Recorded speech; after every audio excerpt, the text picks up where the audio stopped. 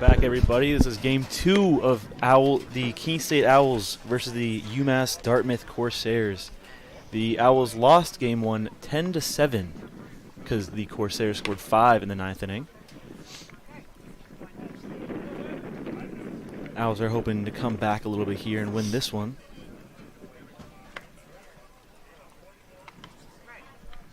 Starting off on the mound for the Owls is going to be number 24, Camden Thomas. Left-handed pitcher.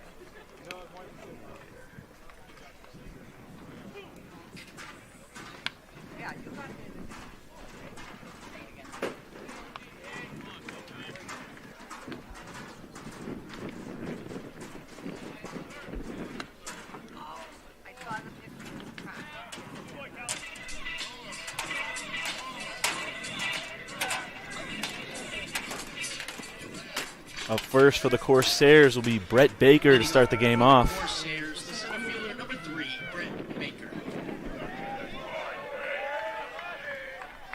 Baker recorded a hit for game 1 and 2 runs. Swing that is a tip foul for strike 1.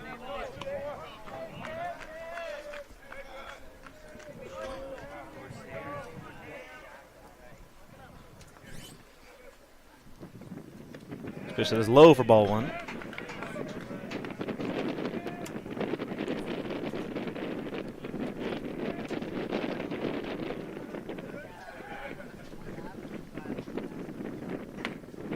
Swing and a miss for strike 2.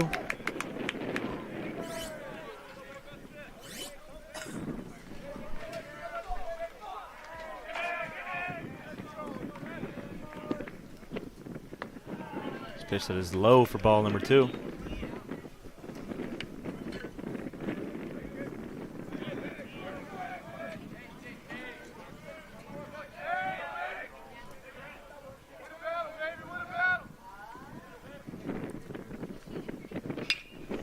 Is going to be a pop-up to the left.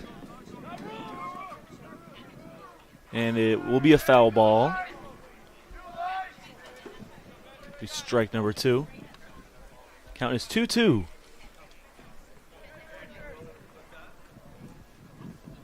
We have not had that much help with the outfield fence over there.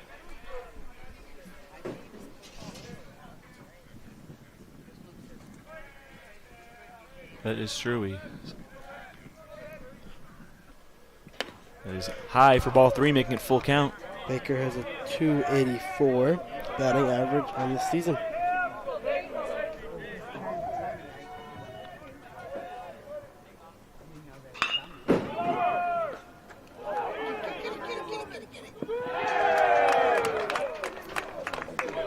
Picks up the ball, but he cannot get it to the bag in time. Runner is safe at first. Up next to bat is going to be number 6, Devin Vizina. Devin Vizina scored 3 hits last game, scoring 1 run and 1 RBI. Vizina has a 379 batting average on the season.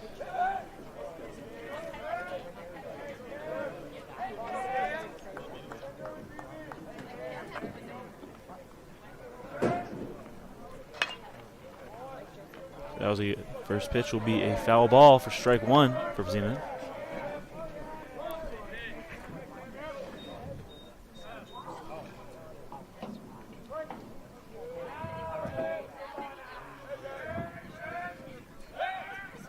Going to go for the pickoff, unsuccessful.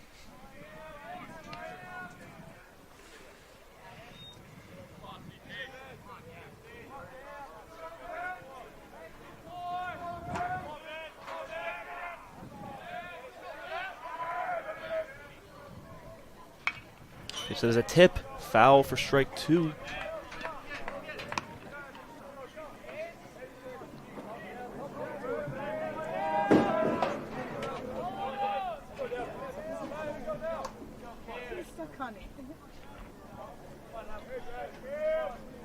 Oh, and to the count. Pitch that is contact to the left, that is missed by McHugh. Baker safe at second, Vizina safe at first. Up to bat next for the Corsairs is going to be number 9, Joe Mazzio. Mazzio scored 3 hits in game 1, scoring 2 runs and 1 RBI. Out of 5 at-bats for Mazzio. Mazzio has a batting average of 322. We'll see what he can do for his first at-bat of game 2. We will see it. See if he can get this, keep this hit streak going.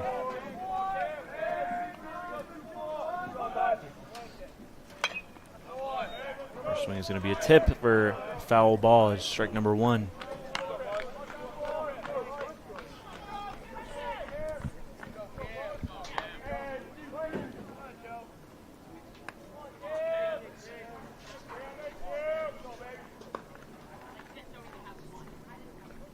Next pitch, that'll be a swing and a miss for strike 2. 0-2 the count.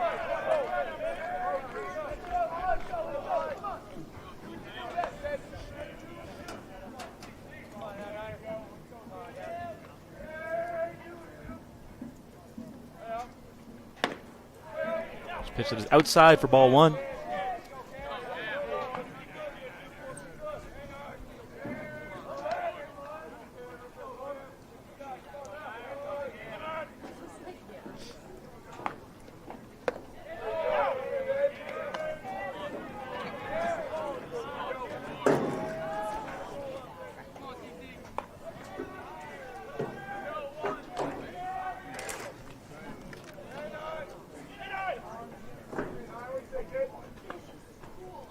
Pitch, it'll be a swing and a miss for strike 3 for the first out for the Corsairs.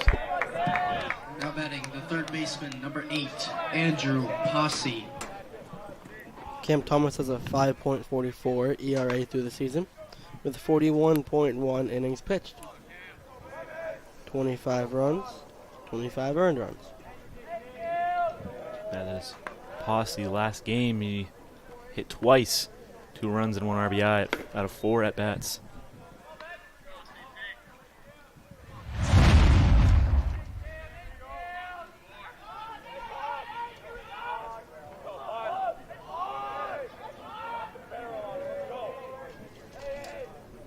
Posse also was walked in the last one. Successful stolen base at third. Runners will be on second and third with 1 out. Call is 2-0.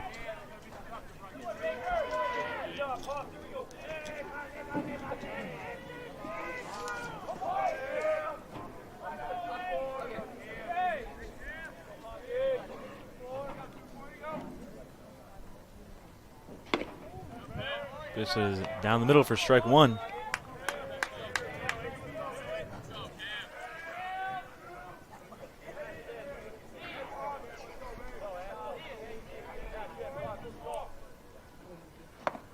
Swing and a miss for strike 2.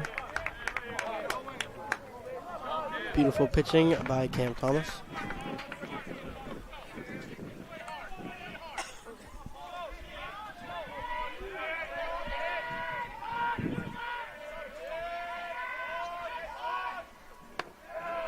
Pitch that'll be out inside for ball 3, making it full count. Corsairs dugout is very loud yet again.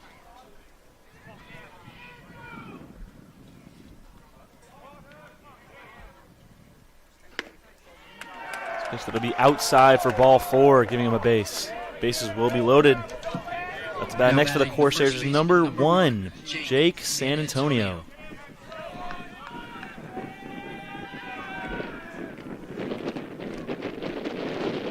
San Antonio has a 256 batting average, not ERA. He is not a pitcher. Just me swinging a miss for strike 1.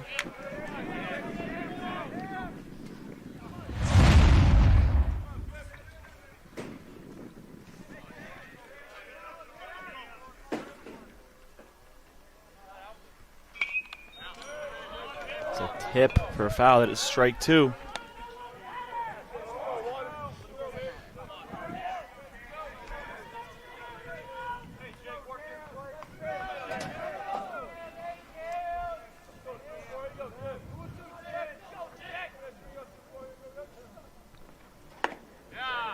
Pitch that'll be outside for ball 1. Looks like a nice pitch. That's what I thought. I guess the ump does not like that one.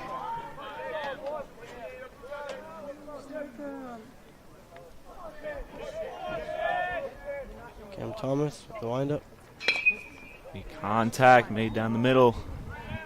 or to the right, my apologies. And it'll be Baker who will score to put the Corsairs up 1-0.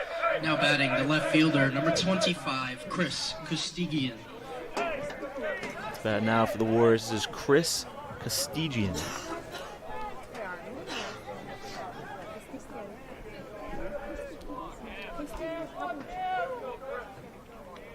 Costigian has a .211 batting average, with 1 run in, 2 on base on the corners. We'll see what he can do. That'll be a ball.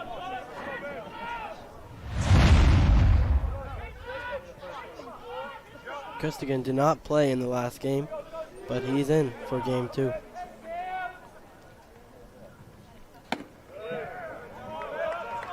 Pitch that is inside for ball 2.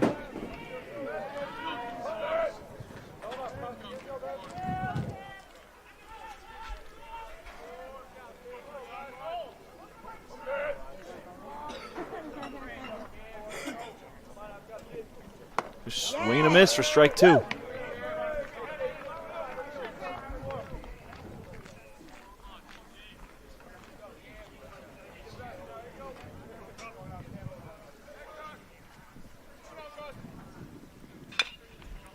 Yeah, pop up. McHugh will catch. Bombing into first. We call that. That'll be the 3rd out for the Corsairs at the top of the first. The Corsairs score 1 to go up 1-0 on the out going to the bottom of the first. Corsairs picked up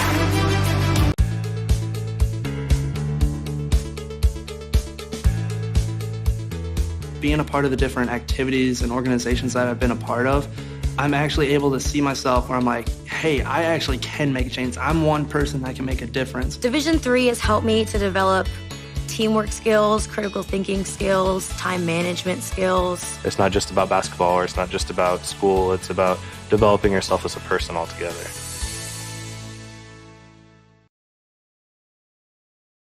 Our campus can get pretty quiet during the summer when most students are home, but that doesn't mean it's completely empty. Students are working and learning here year-round. There's tour guides and student workers like me, and students are interning all over the Monadnock region. Many of our majors require hands-on learning, and our students are working as reporters, videographers, environmental advocates, and scientific researchers to gain experience. Here's a look at what's happening right here in our city this summer.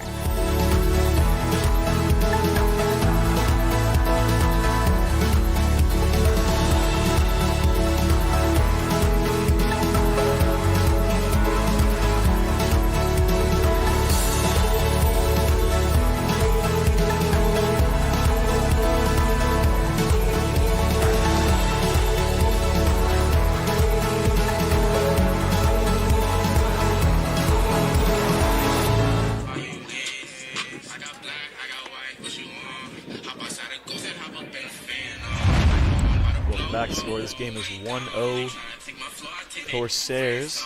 After that first leading off will be Evan Calley, number 11, who's the catcher for the Owls. Evan Calley also hit a 2-run bomb in the last game, posing a threat now with a .313 batting average. We will see what he can do to provide some offense for the Keene State Owls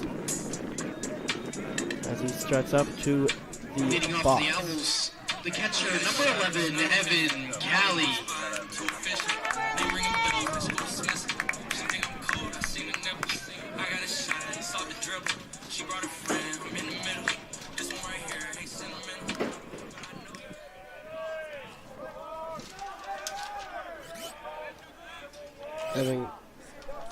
Pitching for the Corsairs is Adam Maher.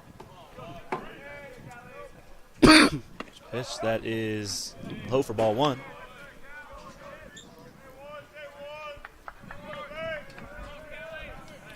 Evan Calley, the catcher, also threw 2 people out trying to steal second in the previous game. Next pitch is ball 2. Count is 2-0. No runners on base.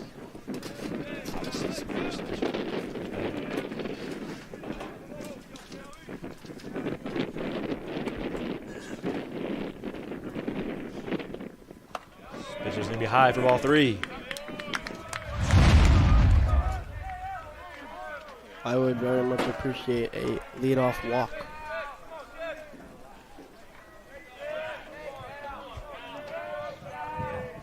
And it may happen. And it will happen. Ball number 4. Callie will walk to first. Back next to number 16, Tommy Ehlers.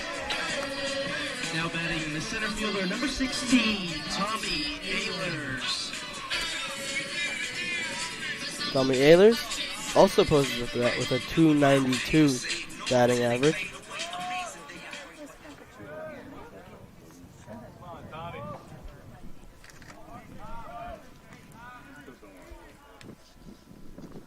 He went 1 for 5 in the last game. And Callie will be called out on a pickoff, going to second. That'll be the first out for the Owls. I did not hear any back calls. I don't think the Owls are in on this one. There needs to be more energy.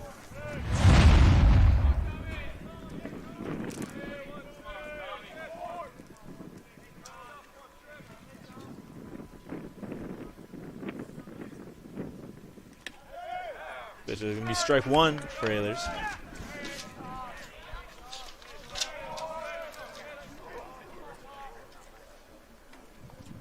UMass-Dartmouth is now 11-1 in conference right now. Yeah, she tipped it. It's going to be strike 2.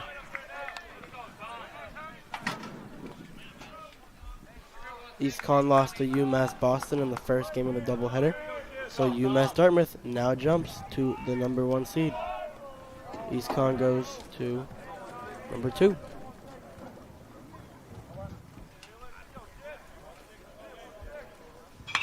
That will be a pop up to the. That will be caught in foul territory for out number 2 for the Owls. Next to bat for the Owls, I believe it's going to be number 23, Jonathan Chatfield. Indeed, Jonathan Chatfield poses a big threat with a 325 batting average. Designated hitter number 23, Jonathan Chatfield.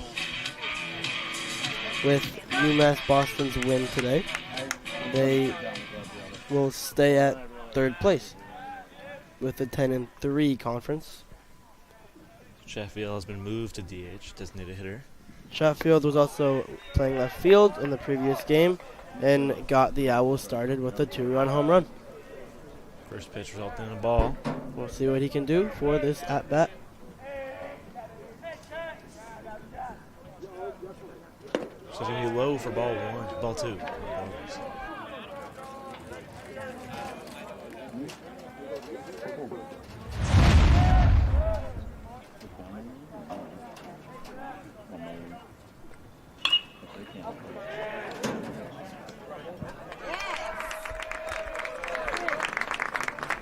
There, Chatfield will be safe at first. Next will be number 19, Otis Fillet. Stop, number 19, Otis Fillet.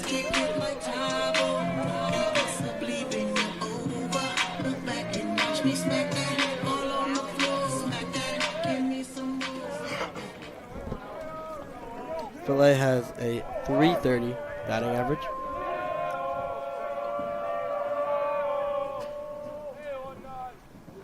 That was going to be inside for ball 1.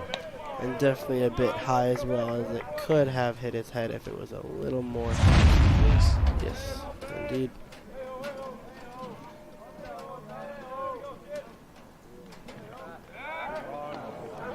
And Chatfield will run for second. Chatfield's in a pickle. Chatfield will be called out at first for the 3rd out for the Owls.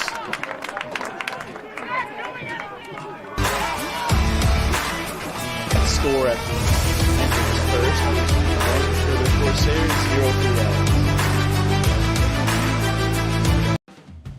Owls. Our campus can be pretty quiet during the summer, but we're still here to show you what your life at Keene State will be like. I'm Emma, a tour guide at the admissions office, and I'm here to answer your questions and show you the. We are Keene State. Here, we believe that everyone is welcome and anything is possible. Look closer. We are a tight-knit community, an inclusive community, where people can be their true selves. Bring your ability, background, culture, or traditions, whatever makes you you. You already have what it takes. Welcome to Keene State.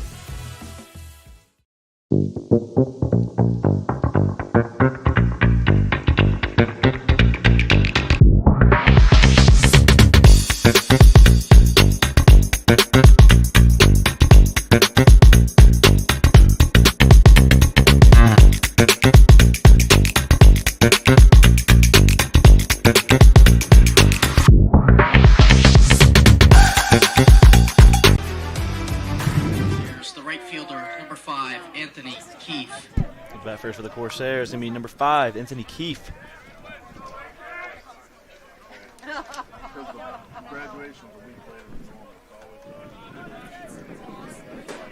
Keefe has a 268 batting average. And that first pitch will be low for ball 1. Low and inside.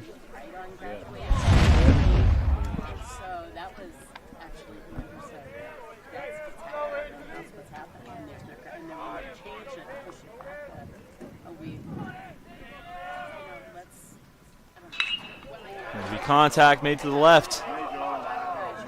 Hit fence. He will be safe at second.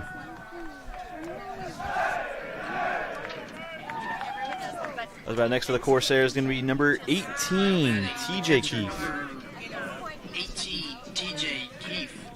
TJ Keefe has a 296 batting average.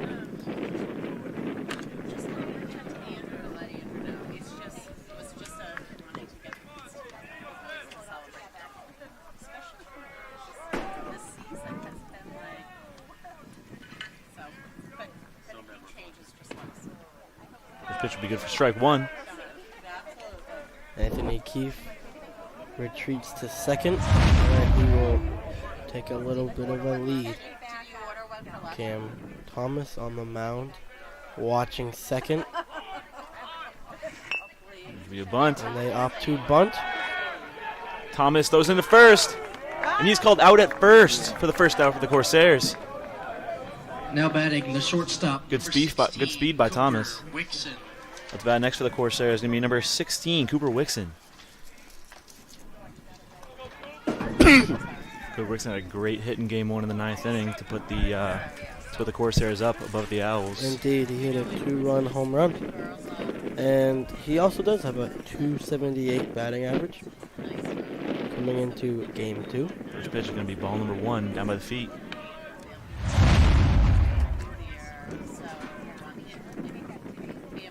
He struck out twice in the last game and also was hit by a pitch.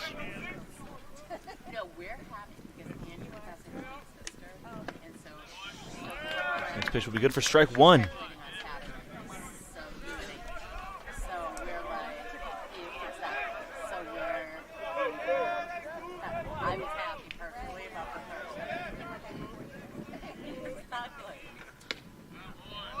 This is strike 2.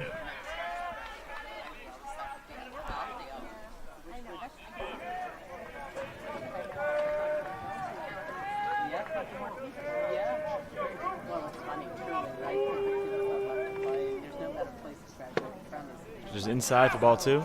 Make the count 2-2. With 1 out. Runner still on third. A strikeout would be huge right now for Cam Thomas.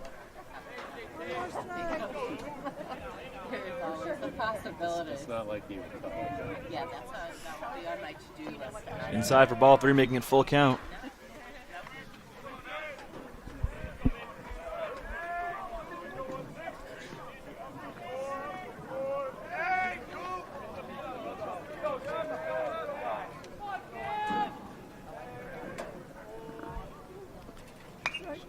Tip is made. It's foul ball. Staying alive in the batter's box.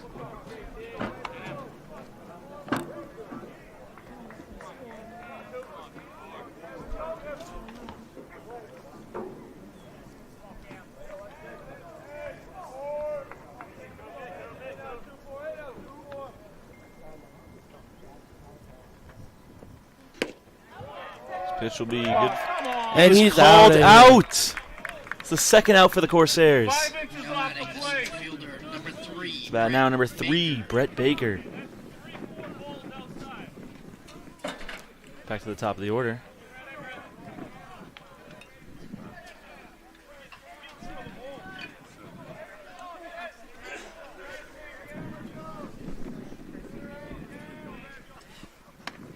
Pitch is inside for ball 1.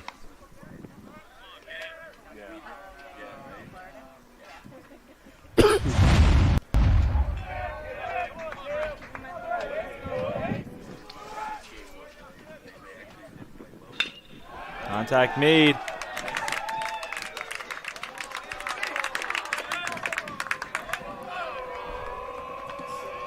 Now batting the second baseman, number 6, Devin Keefe runs Rosina. in to score for the Corsairs, putting them up 2-0 over the Owls. That's about now is going to be number 6, Devin Vizina.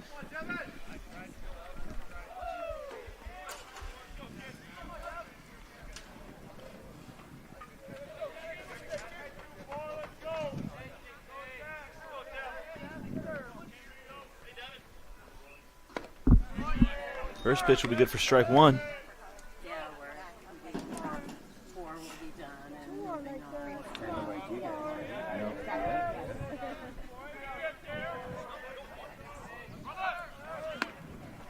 Should be bombed into the second. Baker will be safe at second. Successful steal.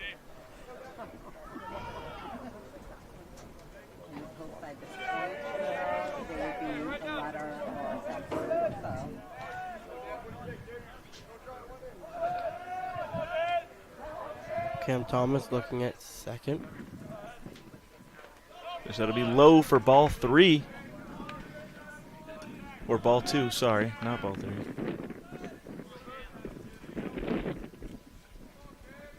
Plymouth State is putting on a slugfest against Rhode Island College. And this is important because we are the number 5 seed. Plymouth State is the number 6 seed. And they are looking to... Contact is made. That's going to be foul ball for strike 2. Looking to be the 5 seed. We will not let that happen though. Plymouth State 13, Rhode Island 6. Bottom 5th, 2 outs. But let's get back to your Keene State Owls.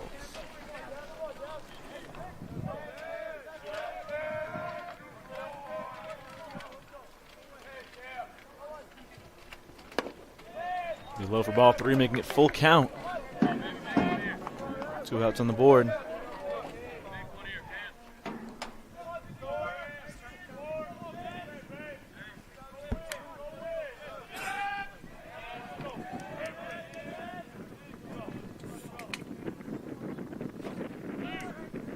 Ooh, wins. He will take his base from a walk.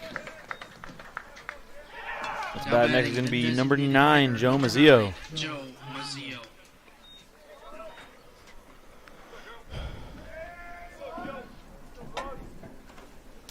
Mazzio struck out his last at bat. Hopefully we do that again.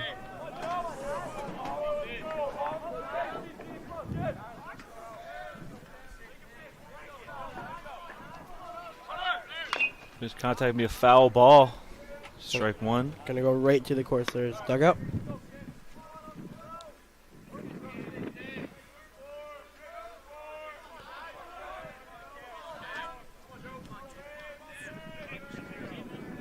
Mazzio has a .322 batting average. And there's runners on the corners. Swing and a miss. And he will be tagged out at home for the third out. Corsairs score 1 this inning to go up 2-0 on the Owls. Going to the bottom of the second. Our campus can be pretty quiet during the summer, but we're still here to show you what your life at Keene State will be like. I'm Emma, a tour guide of the admissions office, and I'm here to answer your questions and show you the parts of our community you're interested in seeing most. You can book a tour at keene.edu/visit or reach out to any of our admissions staff to find out when you can come see our home. Here's a sneak peek at what a tour is like.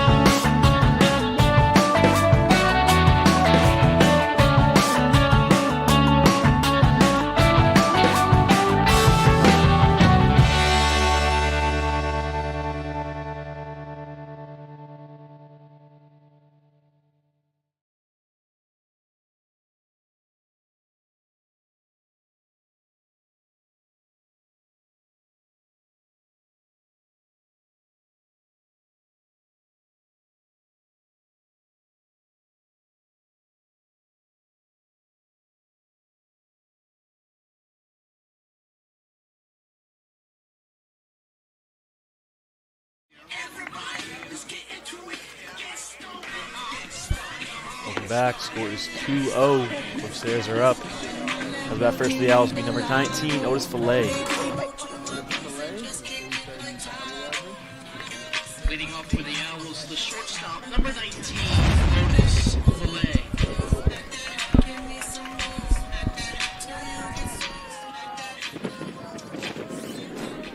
Otis Fillet has a .330 batting average, and he's up to bat.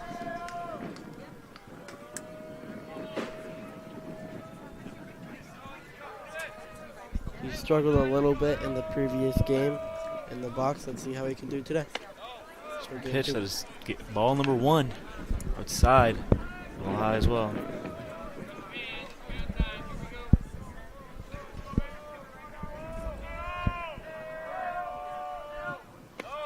Next pitch is low for ball 2.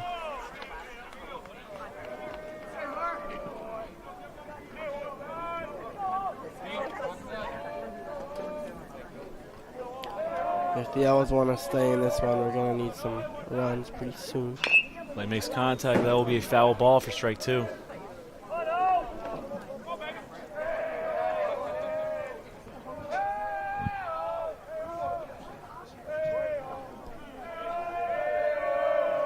Or is it strike 1? Sorry about that.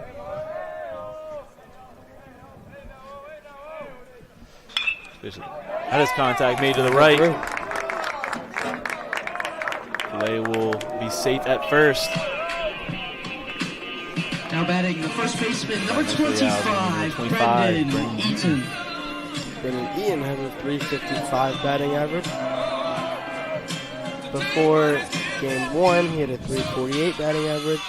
He got a hit. He was hit by a pitch.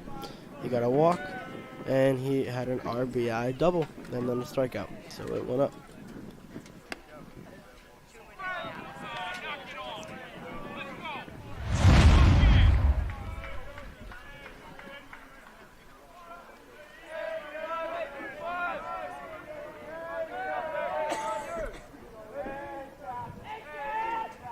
He's going to try to pick off, but unsuccessful.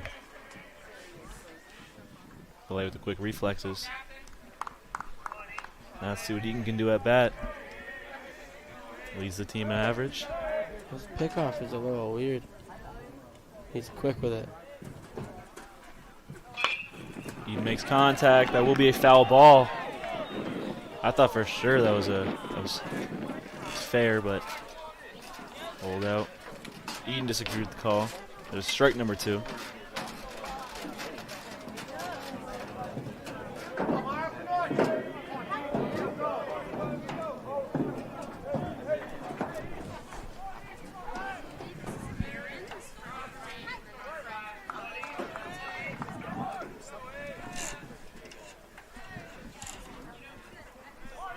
He may look to pick off the runner at first. And he will. And that's exactly what he does, but it's unsuccessful. As Fillet safely gets back to base.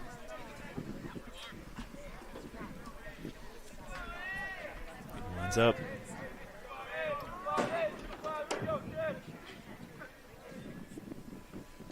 Makes contact. Stops the pitcher. 1 out at second. Safe. He is safe at first. At the bat next is going to be Shea Zena. Saw some good pitching by him last game. See what he can do on the mound.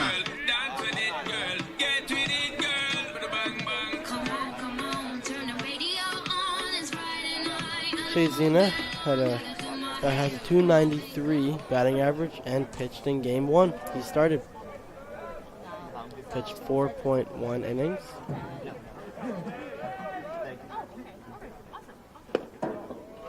Which will be good for ball number 1. It's inside a little low.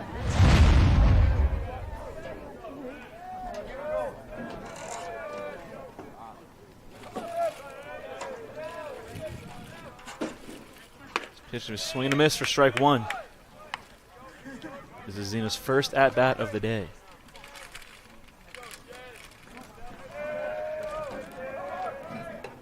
Taken out of the order so he could bat in game 1.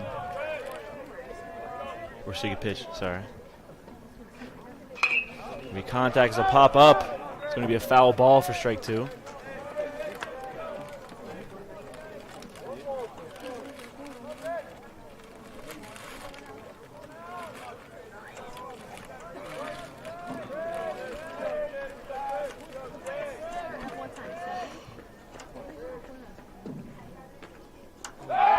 Try to pick off Filet again. Or Eaton, not Filet, sorry.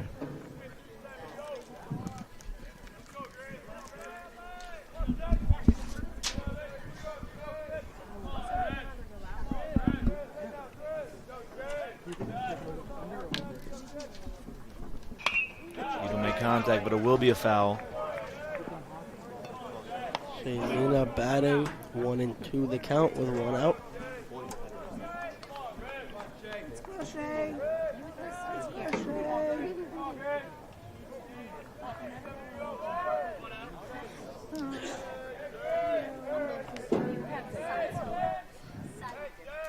Count is 1-2. Runners on first. Zena will make contact. Will be another foul. Shazina staying alive in this at bat with all these foul balls.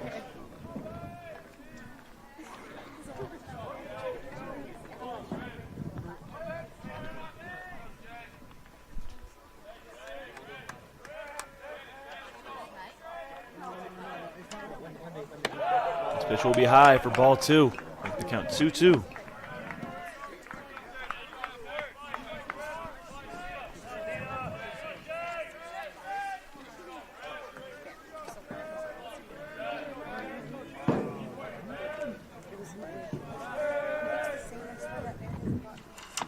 She'll be inside for ball 3, making it full count. Shazina did not like that pitch as it was a ball.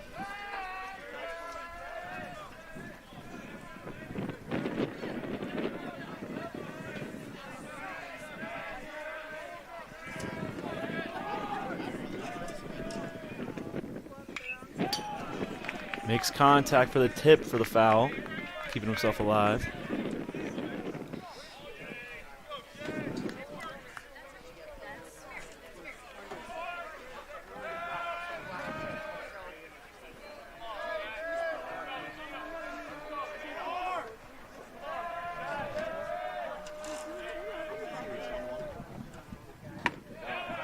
Pitch, that will be ball number 4. He will take his base. It's about now. That was a nice walk for Shazina. That is true. And number 12, I think McHugh for the Owls. McHugh has a .288 batting average.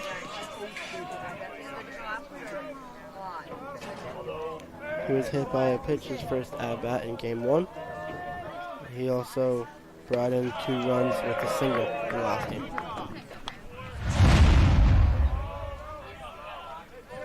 With the count 1-0, let's see what he can do. Potentially bring in some runs or put more runners in scoring position.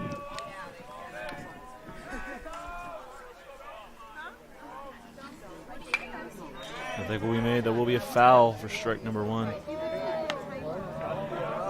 Runners on first and second.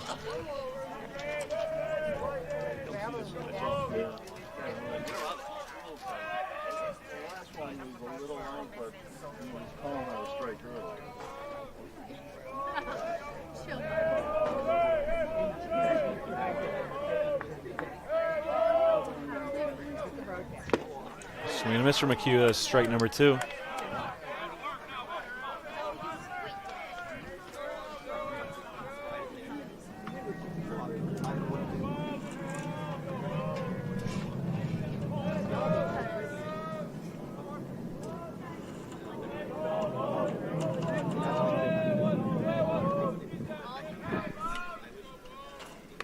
This is going to be outside for ball number 2.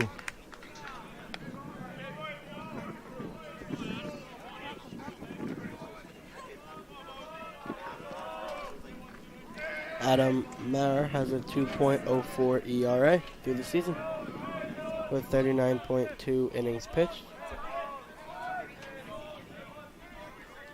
And it looks like he has pitched a complete game before. Pitch will be ball 3, making it full count for McHugh. Ball was low.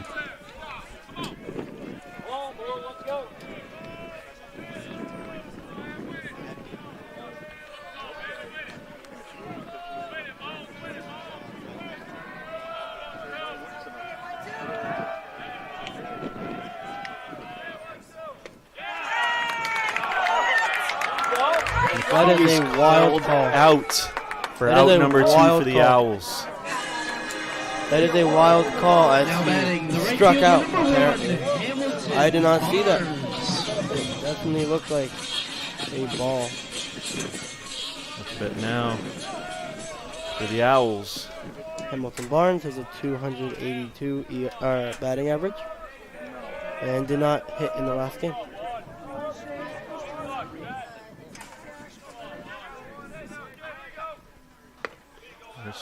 First pitch, a swing and a miss. Strike number 1.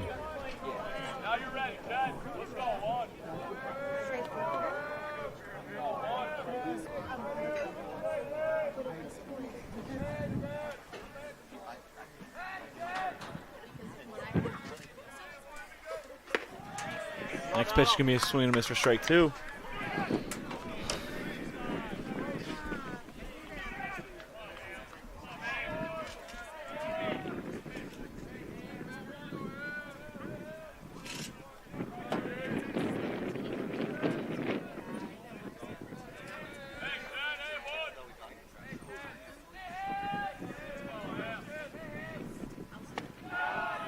Pitch is going to be called out for the 3rd out, as the score is 2-0 at the bottom of the 2nd.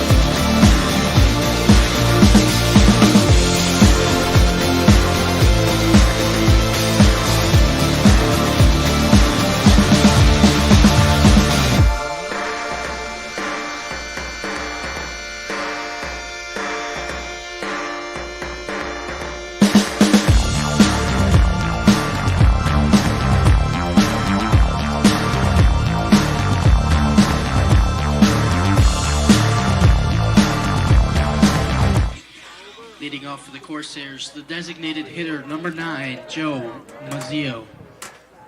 Let's bat first for the Corsairs, number 9, Joe Mazzio. Mazzio struck out his first at bat. It's a 322 batting average. Pitch is low for ball 1. Looked like a strike, but I'm not the umpire, so I can't call that.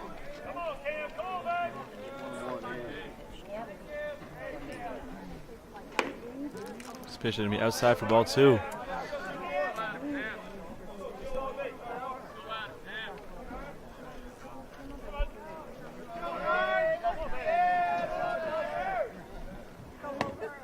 This pitch is going to be high and out for ball 3.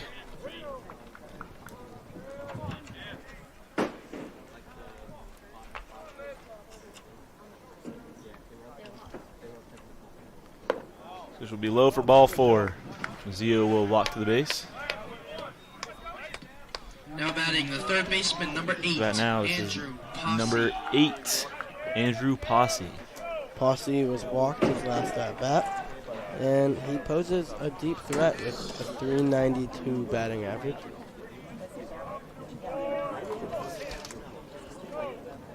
Coming into the game, he had a 387. Coming into game 1. This pitch is going to be low for ball number 1.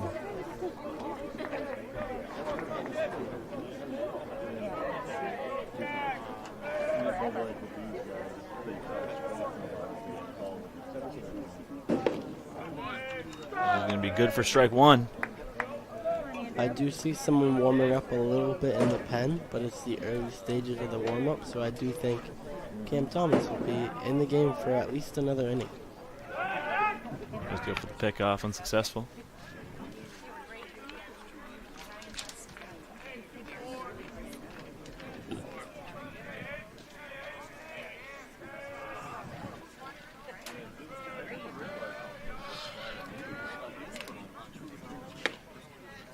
This is going to be good for strike two.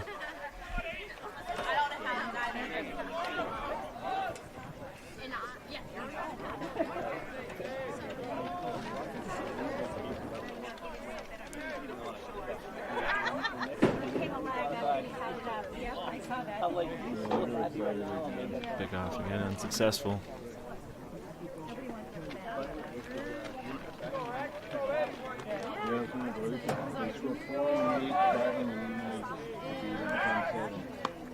Pick off again.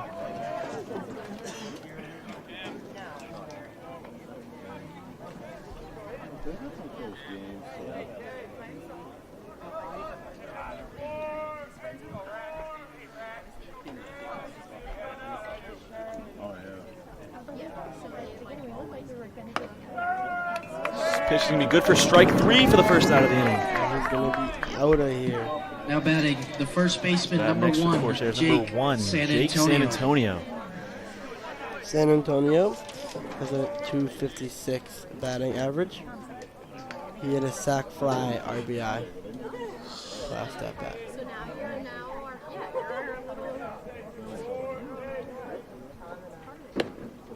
First pitch will be high. Ball number one. Almost a wild pitch. Good catch by Callie.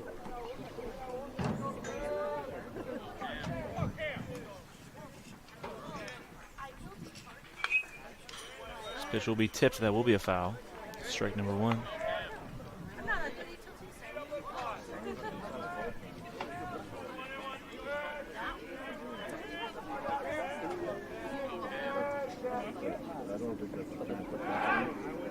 Goes for the pickoff once more. Once again unsuccessful.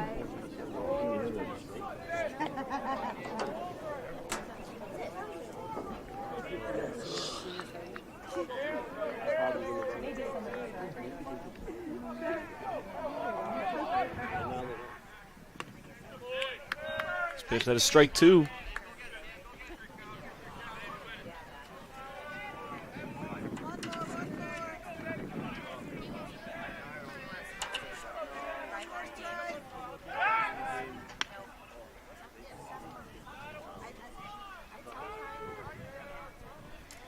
Corsairs dugout getting loud yet again.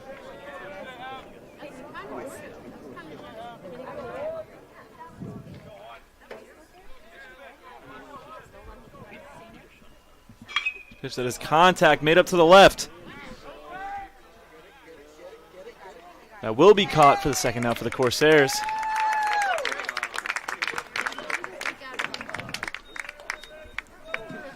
Now batting the left fielder, number 25, Chris Now batting for the Corsairs, this will be number 25, Chris Costigian.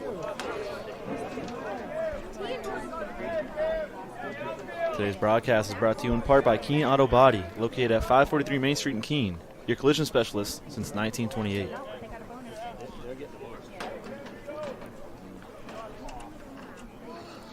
That'll be low for ball one. Costigan has a .211 batting average, and he did ground out in the last at bat.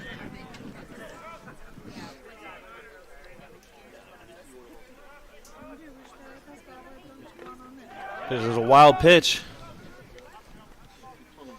Mazzio will steal second.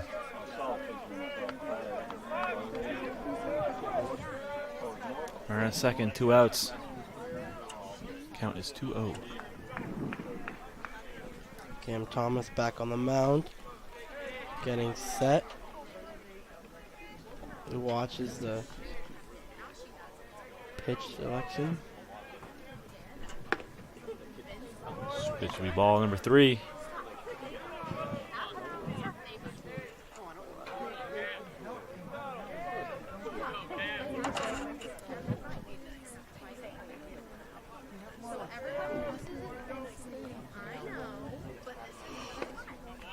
Pitch will be good for strike number 1.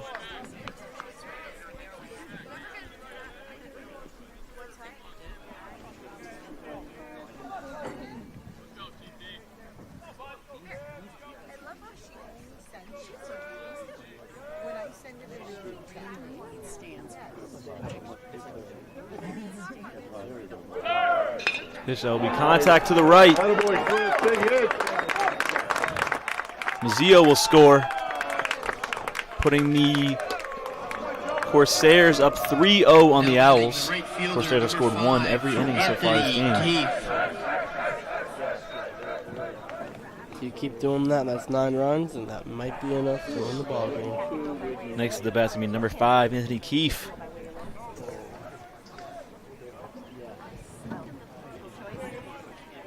Keefe got a double in his last at bat with a batting average of .268.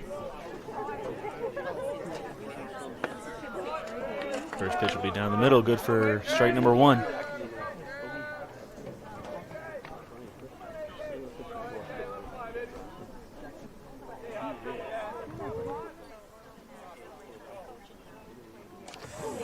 Pitch, he will be hit by the pitch, and he will take his base.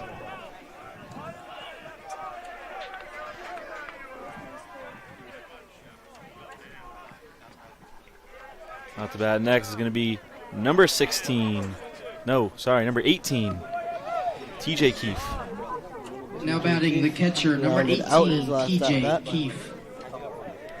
The batting average of .296.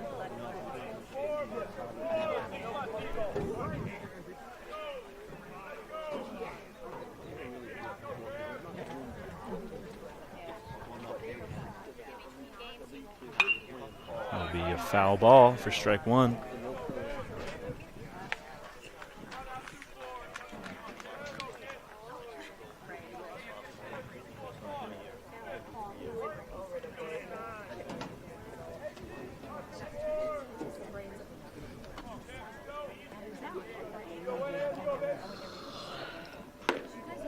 Pitch that is good for strike number 1.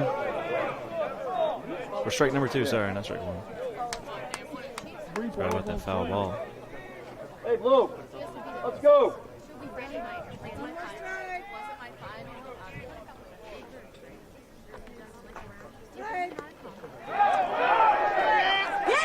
Wild pitch.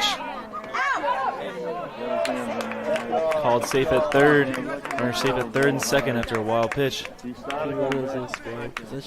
Count is 1-2 with 2 outs. Come on, team. Good.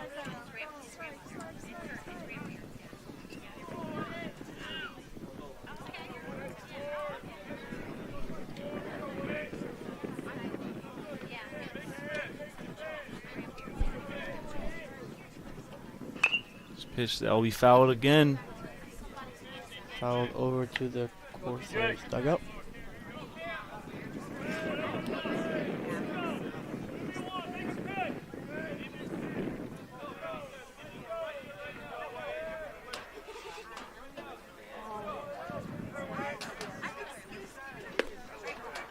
Pitch that will be down low for ball 2.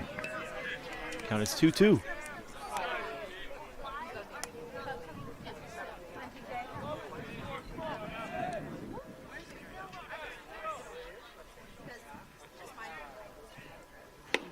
Pitch that will be outside for ball 3, making it full count.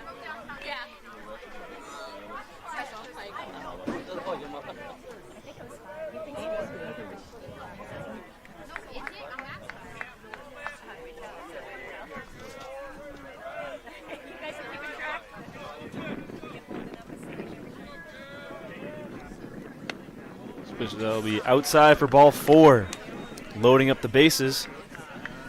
Ready for number 16. This is Cooper Whitson. Whitson has a batting average of .278. And last at bat, he struck out. Oh, don't forget about that 2-run homer he had at the end of game 1. Let's say we're going to have a meeting on the mound. I would like to forget about that, actually. And Cam Thomas will sit.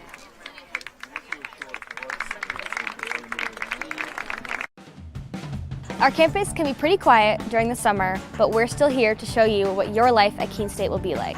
I'm Emma, a tour guide of the admissions office, and I'm here to answer your questions and show you the parts of our community. The road to national championships runs through NCAA.com.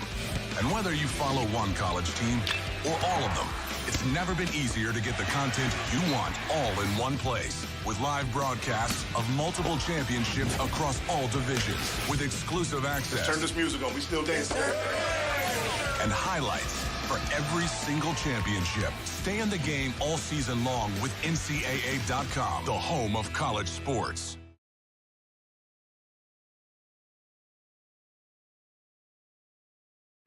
I learned a lot of valuable lessons playing college football. I never thought about the health benefits of exercise until I actually started to talk to coaches in college. It's not only just for performance, it's for life. My coaches instilled the importance of well-being, not only building up strength, mental health, getting enough sleep, eating properly is all what it is to be healthy. I decided that I want to go on a personal trainer and share my knowledge that I obtained in college about physical and mental well-being. If you're not here for Fandom 101, you're in the wrong class. Here, we learn the fundamentals of fanology, the basics of bringing the noise, and the physics of bringing it out. Your path to fan mastery begins here. It's all part of the curriculum. The NCAA championships. Attendance is encouraged. Passion is mandatory. Buy your seats today at ncaa.com/tickets. Class dismissed. Pitcher Daniel Kentafi on the mound for the Owls. Bat 16 for Wixon.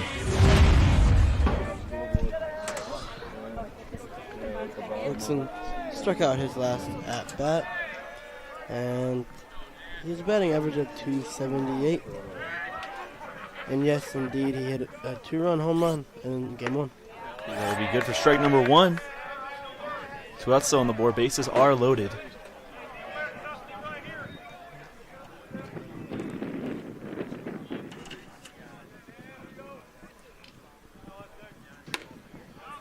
Pitch, that would be ball number 1. Looked like a good pitch. Same to me.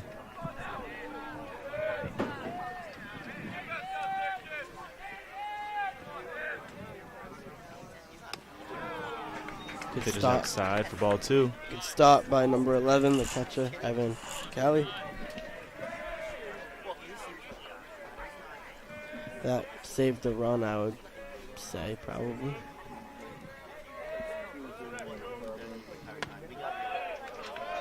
Pitch is ball number 3. Count is 3-1. Walk here will put the Corsairs up 4 on the Owls. Pitch, that'll be a swing and a miss for strike number 2, making it full count. Going to the pen and walking the first batter would not be ideal for the Owls of Keene State. Pitch, that will be ball number 4 for a walk. A run will be scored for the Corsairs, putting them up 4-0 on the Owls. Next up to pass going to be number 3, Brett Baker, top of the order. Top of the order with bases loaded is not something you like to see for the Owls.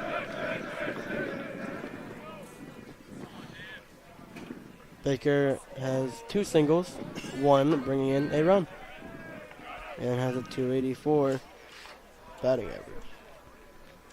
Oh, and then he is hit by the pitch. Takes his base. Another run will be scored for the Corsairs, putting them up 5-0. The second baseman, number 6, Devin Vazina. And Toffee looked a little mad at himself for that one. Up in the bat now is going to be number 6, Devin Vazina. Vazina has a 379 batting average. And he got a single his first at bat, and then he was walked.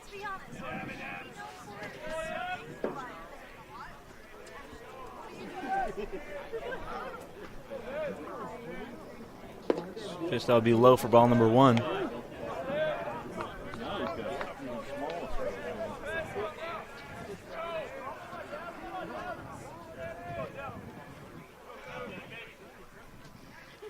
Pitch, a swing and a miss for strike 1. Nice pitch.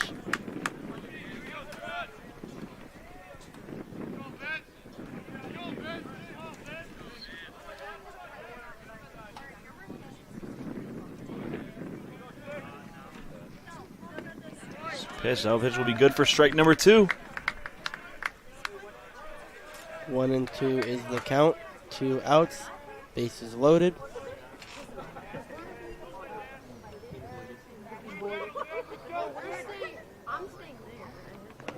Pitch will be low. That'll be ball number 2.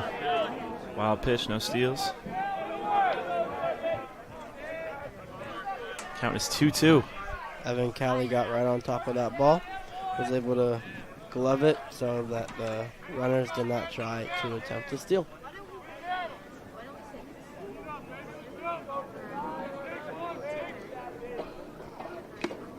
Swing and a miss for strike 3. Just 3 outs for the Corsairs. They scored 3 this inning, putting them up 5-0 on the Owls going into the bottom of the 3rd.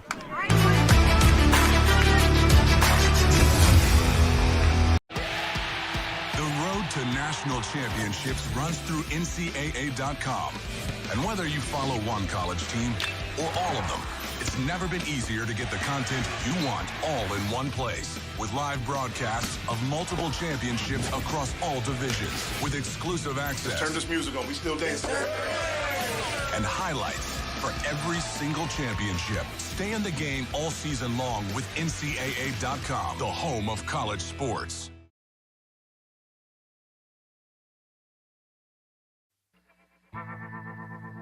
I worked in HVAC when I was in high school, and I really liked being on a job site. When Keene State came to my high school, the admissions counselor told me I could have a job on a job site and also make a difference on people's lives. He said being a safety engineer meant I could work with my hands, but also make sure that everybody was going to be home safely at the end of the day.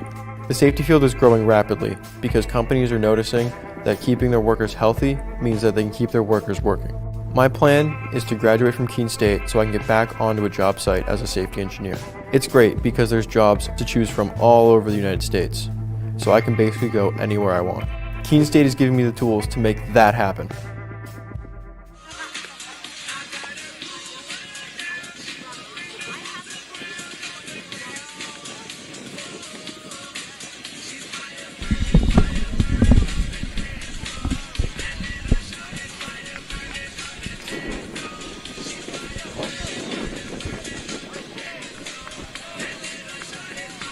Back. Score is 5-0 Corsairs. Up to bat first for the Owls is going to be number 20, Joseph Lucas. Leading off for the Owls, the second baseman, number 20, Joseph Lucas. Joseph Lucas was hit by a pitch in game 1. And he has a .218 batting average.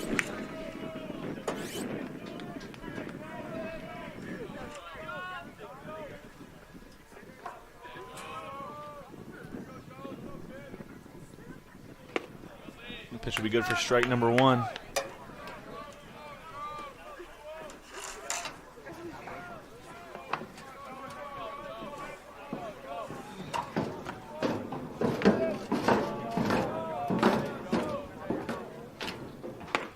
It will be inside for ball 1.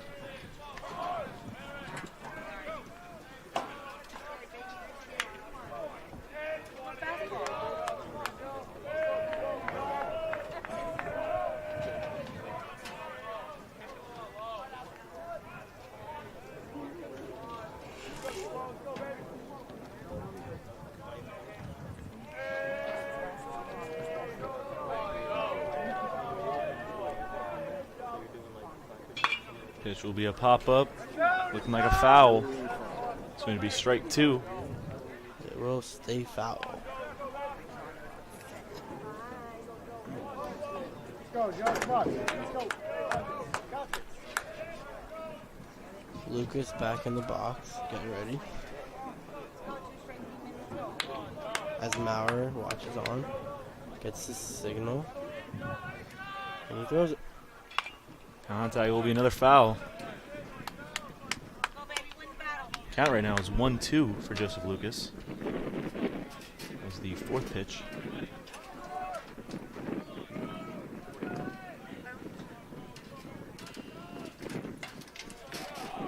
He shakes a couple pitches off that he did not like.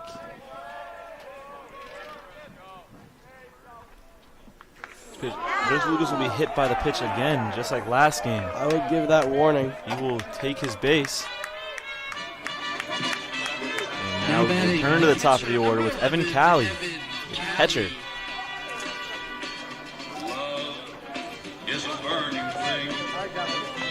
I'm not sure. That was a little bit weird. He shook off a couple pitches and then hit him right in the back. I'm not sure. Does not look like it's looking so good right now. Evan Calley batting. Ball number 1 for a He pitch. was walked last at bat.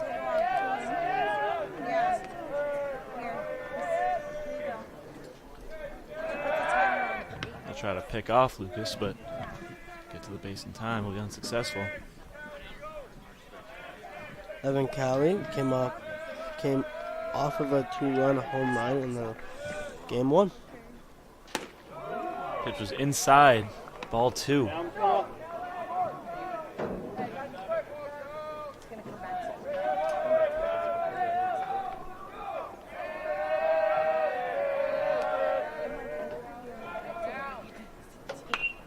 There will be contact, but it will be a foul ball. That's strike number 1.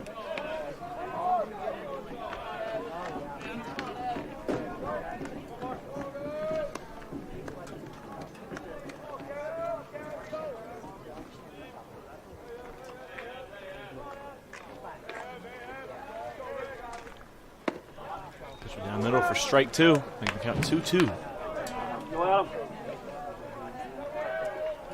Evan Calley has a .313 batting average, and he has recorded a walk in his first at bat.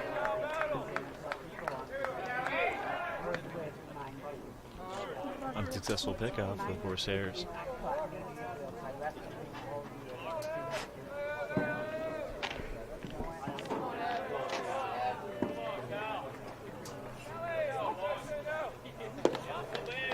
Pitch that'll be good for ball 3, making it full count.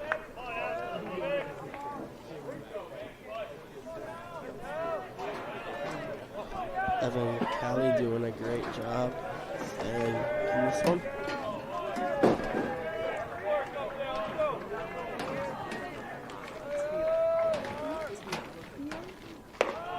It'll be ball 4. Calley will take a walk to first. Up next walk. is going to be number 16, Tommy Ehlers. Now batting the center fielder, number 16, Tommy Ehlers. And there'll be a little bit of a mound visit. Pitching coach seems to be just talking it over, seeing how we're doing. And Tommy Ehlers will be batting after the mound visit.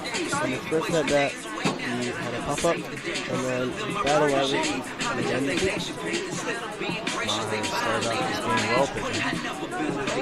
And the Owls been scoring so far. In the first inning, I think there could have been some runs scored, but not happened.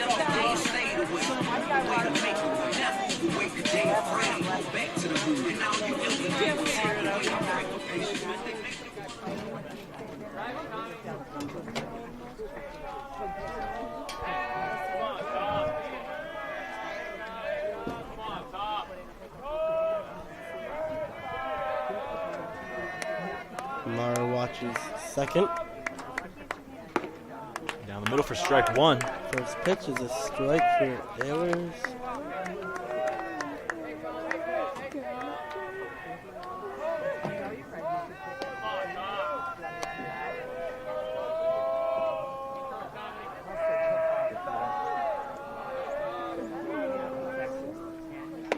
This will be inside. It'll be ball 1.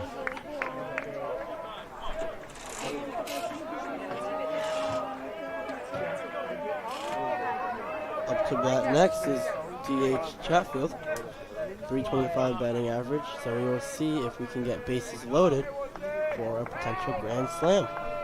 Chatfield did record a home run in the first Ehlers inning. pops it up. Pitcher makes the catch. Ehlers will be out. This is the first out for the Owls. Jonathan Chatfield will be up to bat. He's the DH for the Owls. Runners on first and second with 1 out.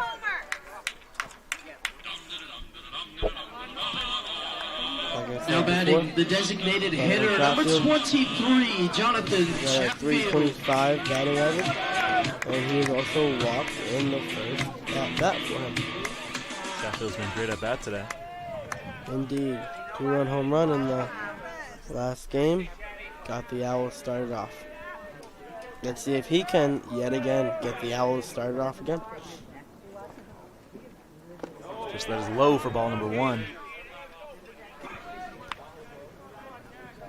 Almost a wild pitch, but successfully stopped by the catcher.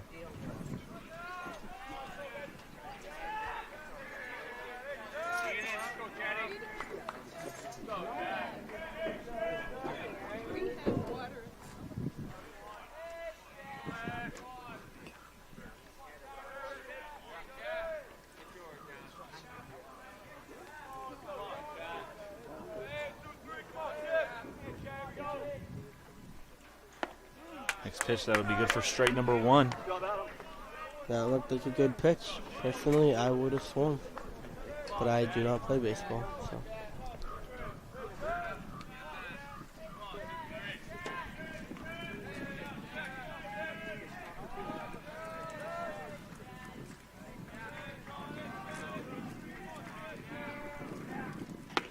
Pitch that'll be outside for ball 2. Makes the count 2-1 for Chatfield. Corsairs dugout really wanted that called strike, but it was called a ball.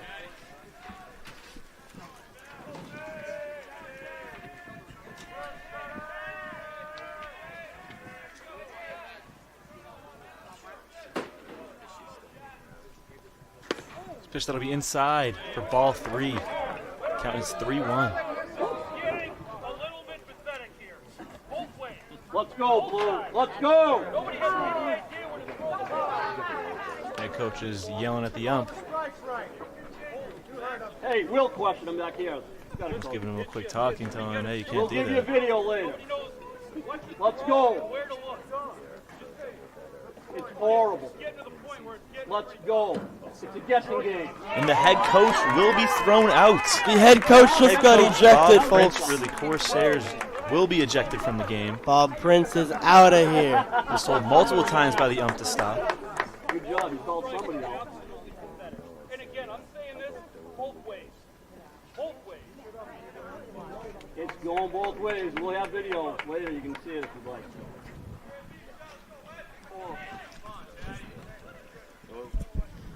Head coach Bob Prince from UMass-Dartmouth was just ejected if you are tuning in right now. That is why they have assistant coaches, folks. So your head coach can get kicked out and still have coaches. We'll see how Jonathan Sheffield does up to bat. Fresh off a little bit of energy from Coach Bob Prince. That will be ball number 4. Chatfield will take a walk to first. Not a ball. Let's go. That now is going to be number 19, Otis Fillet. Number 19, Otis Fillet. Otis reached first, and in his first at bat. That's the second highest batting average on Keene. Bases loaded. Good player to put in the box when the bases are loaded. We'll help you. See what he can do. With one out, correct? Yes, correct. 1 out. First pitch was outside. It was ball 1.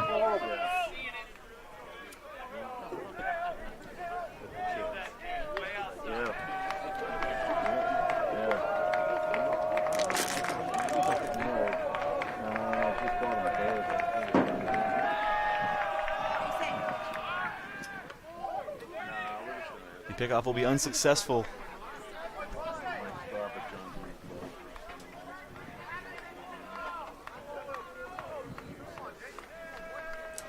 Corsairs dugout giving Evan Callie a little bit of lip, saying it only works if you haven't been picked off.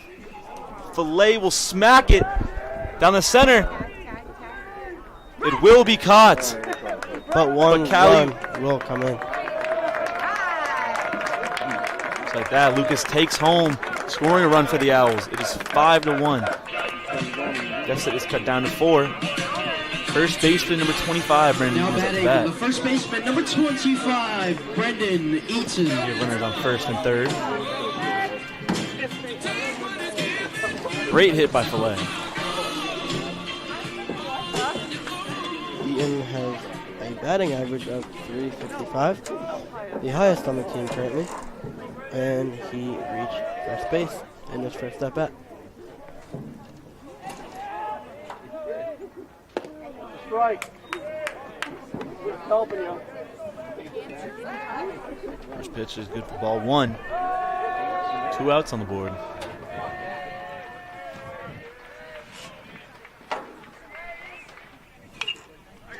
Hit for a foul. That is strike number 1 for Eaton.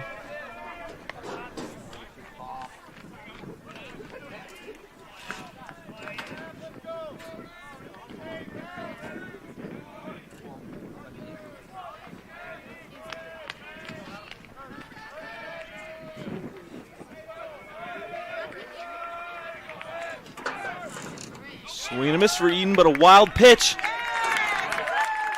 Callie will run home, scoring another for the Owls, making it 5-2. Chatfield will take second base.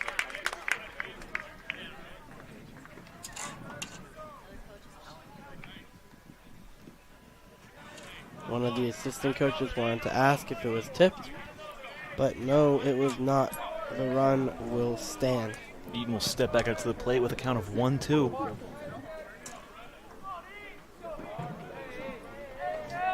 One man on second. It is tipped for a foul.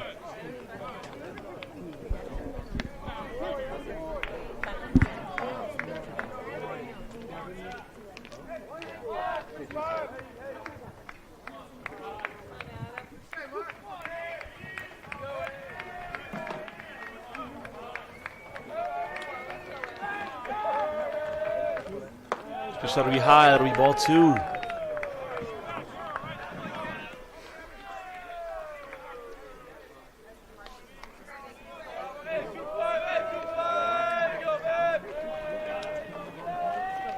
Coming into today, Adam Meyer had a 2.04 ERA. That one is low. Full count. So if these runs keep on coming, then his ERA will go up. See what will happen here. Eaton's got a full count with Sheffield on second. I think he'll get a hit. I don't think it's going to be an out here. We'll see though. It's in. Eaton makes contact. But Eaton is thrown out at first. That is the third out for the Owls. Owls score 2 this inning, making it a total of 5-2. Owls trailing at the end of the third. So when I ask students why Keene State, the students say unanimously it's the sense of community. The feel when you walk on this campus is immediately a sense of belonging, a sense of safety, a sense of welcome, and a sense of opportunity and promise. And so I think our students feel that when they come to our campus, and they experience it when they join us. Why students choose this campus is the sense and feel, and also the opportunity and the promise of that opportunity for them when they're making the decision. And why they stay is that we deliver on that promise. We have students from urban environments, from rural environments, and when they come to Keene State in those first weeks of forming a new community, they bring all of those experiences together to create a better Keene State. It's a campus small enough to feel a sense of recognition and identity, and a campus big enough to feel part of something bigger than yourself.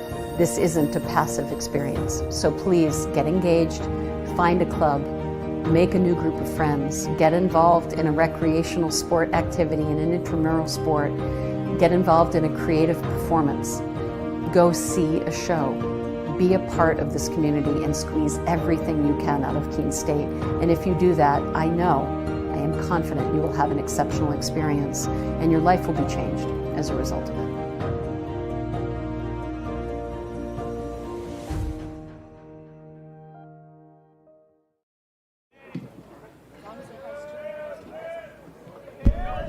Up to bat first for the Corsairs. This is number 9, Joe Mazzio.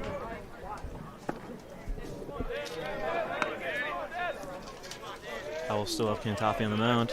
Mazzio has a .322 batting average with 1 strikeout, his first plate appearance, and a walk. Mazzio makes contact. It is popped up to the middle. And it's caught by Ehlers. There's one out for the Corsairs.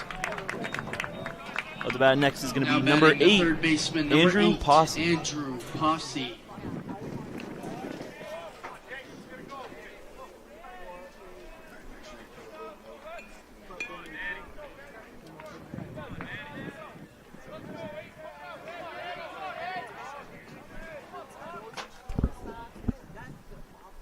First pitch that is low for ball 1.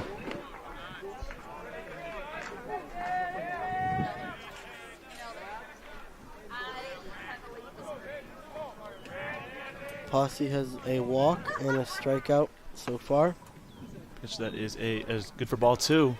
With the highest batting average on the team, 392.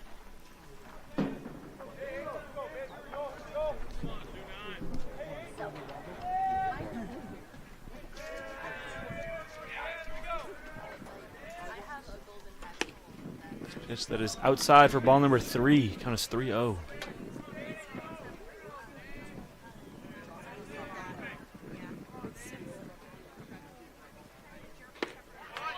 That pitch is good for a strike. That is strike number 1.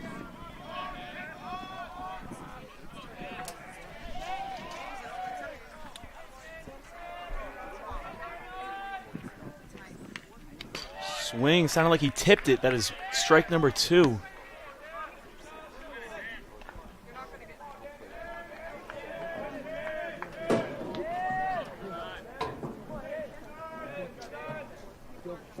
That is contact caught by Kantafi, makes the play to first. Eaton calls him out at first. That is 2 outs for the Corsairs. At the bat next is going to be number 1, Jake San Antonio. Very good fielding by Kantafi, the pitcher. San Antonio had a RBI sac fly, and then a fly out in his last 2 plate appearances. He has a batting average of 256 as well. It's going to be a swing and a miss for the first pitch. That is strike 1.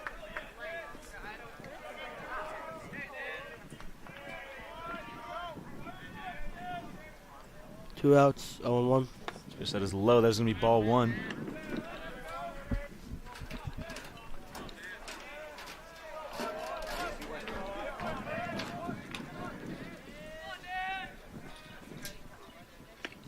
Pitch that'll be good for strike 2.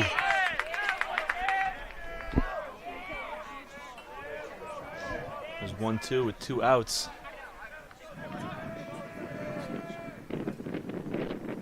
It has made contact that is to the left. And it's going to fall in the gap. Picked up, thrown in. San Antonio will be safe at first. It's about next for the Corsairs is going to be number 25, Chris Costigan. Costigan has a ground out, and he reached first base on his second at bat. And he does have a batting average of 211.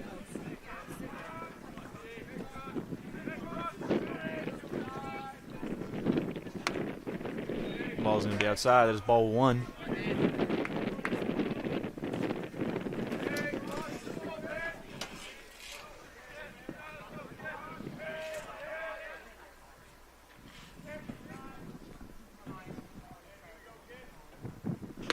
Swing and miss. That's strike 1.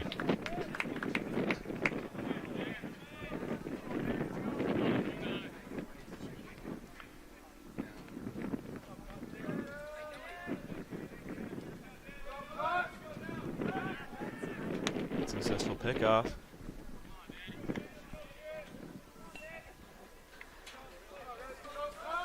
Runner on first with 2 outs.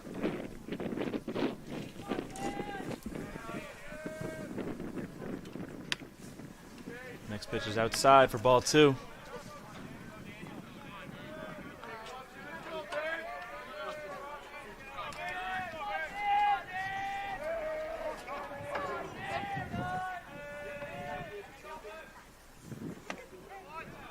Pitch will be strike 2. Count is 2-2. Costigan steps back up to the plate. Another unsuccessful pickoff.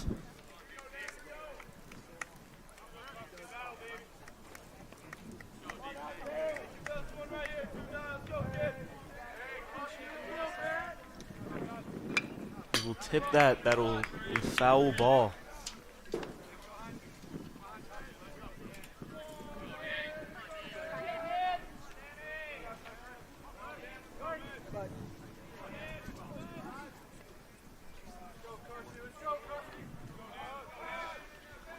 Makes contact. Is up to the left. Shazina's got it. Now it's caught in the left field. 0 scores for the Corsairs that inning. Total score in the middle of the field. 5. Corsairs scored 0 runs. I pledge. I am an NCAA student athlete. And I pledge to be a champion of unity on my team, on my campus, and in my community. I pledge to embrace differences and strive for inclusion and collaboration. I pledge to stand against racism, hate, and discrimination. I pledge to strive for love, care, and forgiveness. I pledge to stand against silence, deceit, and obscurity. I pledge to strive for dialogue, truth, and understanding. I pledge to stand against fear and doubt. I pledge to strive for trust and belief in one another. I pledge to stand against complacency and stagnancy. I pledge to strive for change and growth. I commit to supporting my fellow student athletes in all circumstances that impact them. I commit to both choosing unity personally and encouraging it for all. I pledge these things because we are stronger together. United as one.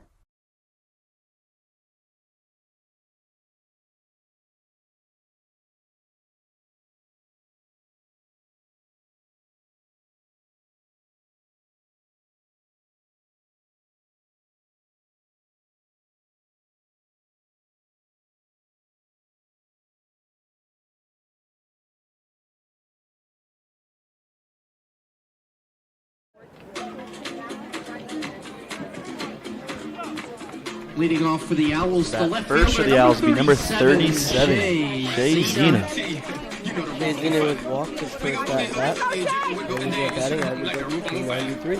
We go drink drinks and take shots. I believe he also leads the Owls in home runs. Chatfield may now as well. Or they may be tied for it. It's true.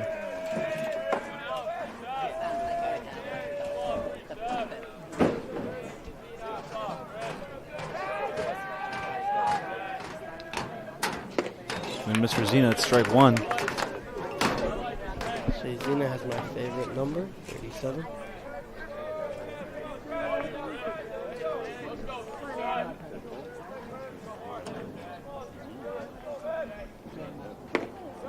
Pitch calls it strike two.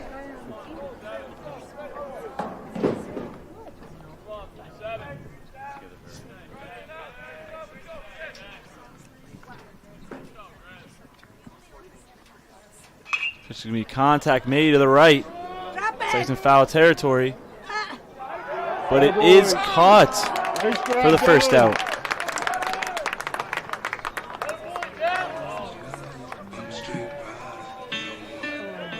Now batting. Next up the batsman, number 12, Evan McHugh, third baseman for the Owls. Evan McHugh was struck out in last at bat and holds a 288 batting average. We'll see if he can provide for the Owls offense in the bottom of the fourth. Down 5-2. Pitch it a little inside for ball one.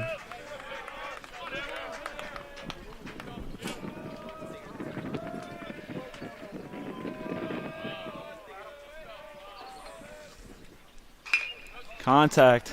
There's going to be a foul. It is caught for out number 2.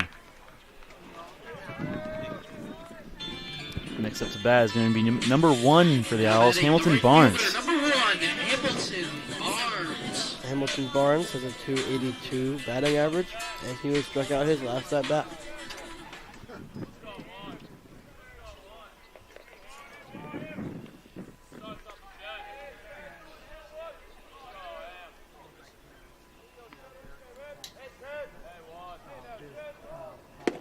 Swing and a miss for Hamilton. That's going to be strike one.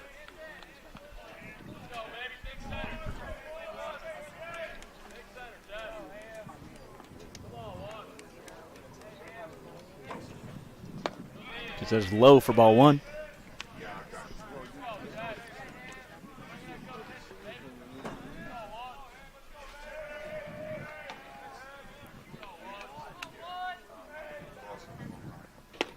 Next pitch will be low for ball 2.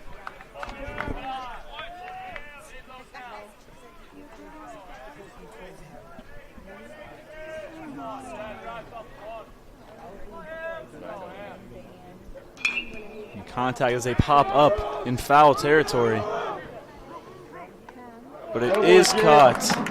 That is out number 3 for the Owls. Owls don't score this inning, making the score 5 for the Corsairs, 2 for the Owls.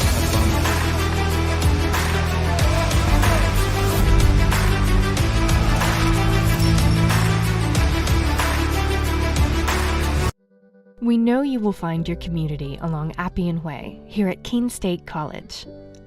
Over a campfire on the Student Center lawn. In some friendly games and competition.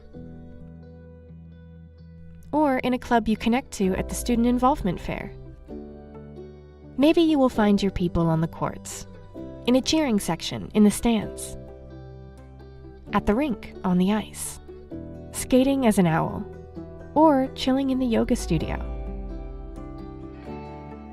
Your connections may take place on the quad, listening to music, hanging out with friends, participating in a Keene State tradition like Pumpkin Palooza, or working on a group project, studying with classmates.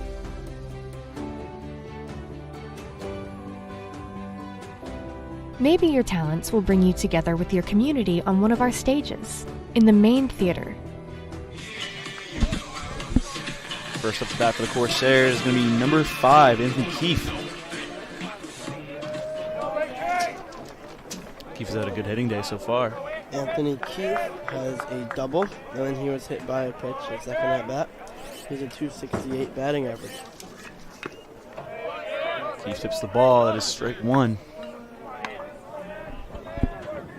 In the first game, he had a triple and 2 singles and a bases clearing double. Pitch that is a foul ball for strike 2.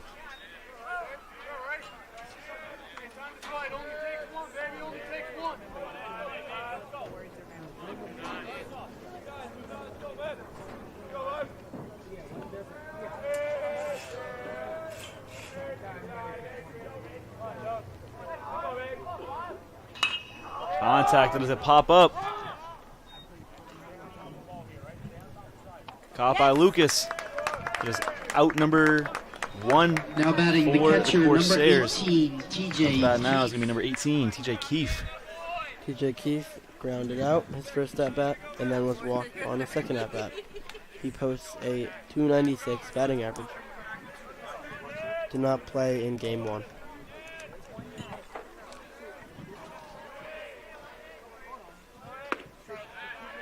Pitch that is good for strike 1. It's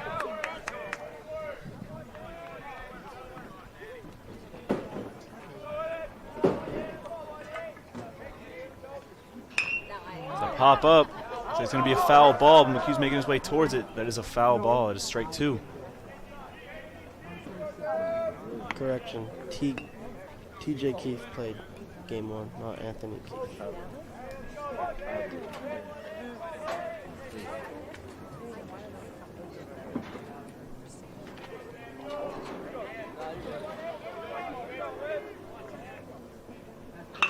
Contact made, that is to the center.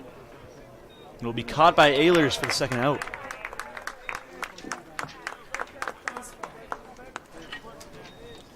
This the bat is going to be number 16, Cooper Wixon. Shortstop, number 16, Cooper Wixon.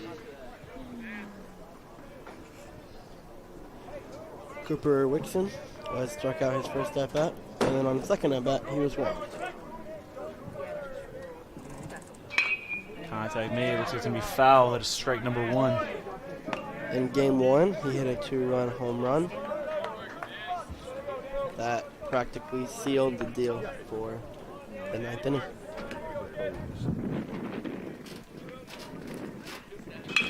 More contact made, that is to the center. Looks like Cooper Wixon will be safe at first. To bat now is going to be number 3. That is Brett Baker at the top of the order. Brett Baker. Brett Baker has 2 singles, 1 brought in a run, and he's also been walked. He's a .284 batting average.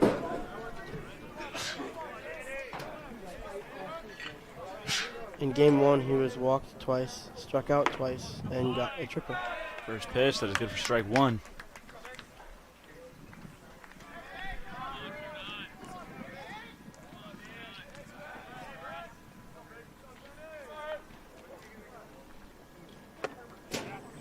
The pitch was high, that is ball number one.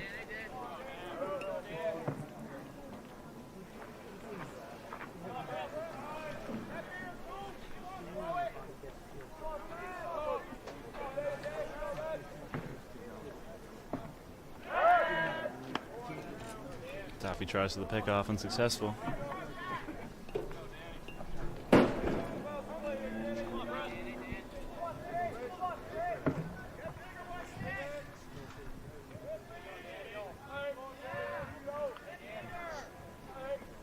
This pitch, that is going to be contact made to the left.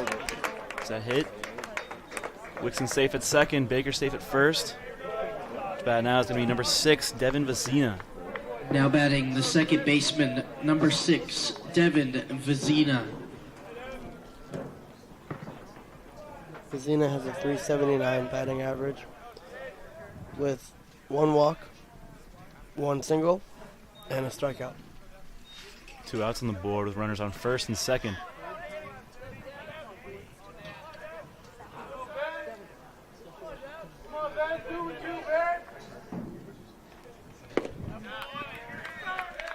First pitch is good for strike one.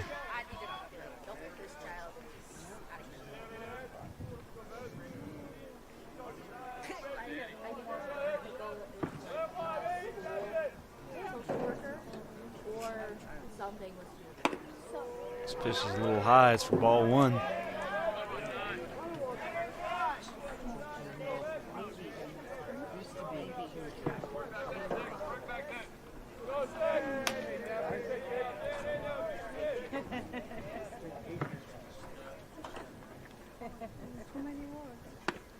This pitch is good for strike two. 1 and 2 is the count.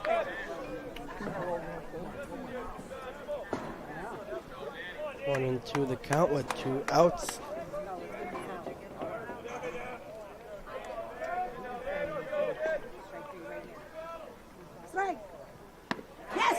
Swing and a miss. He will attempt to steal first, but unsuccessful. Another scoreless inning for the Corsairs at the hands of Daniel Pankowski. The score is 5-2. Corsairs are up. If you're not here for Fandom 101, you're in the wrong class. Here, we learn the fundamentals of fanology, the basics of bringing the noise, and the physics of bringing it out. Your path to fan mastery begins here. It's all part of the curriculum. The NCAA championships. Attendance is encouraged. Passion is mandatory. Buy your seats today at ncaa.com/tickets. Class dismissed.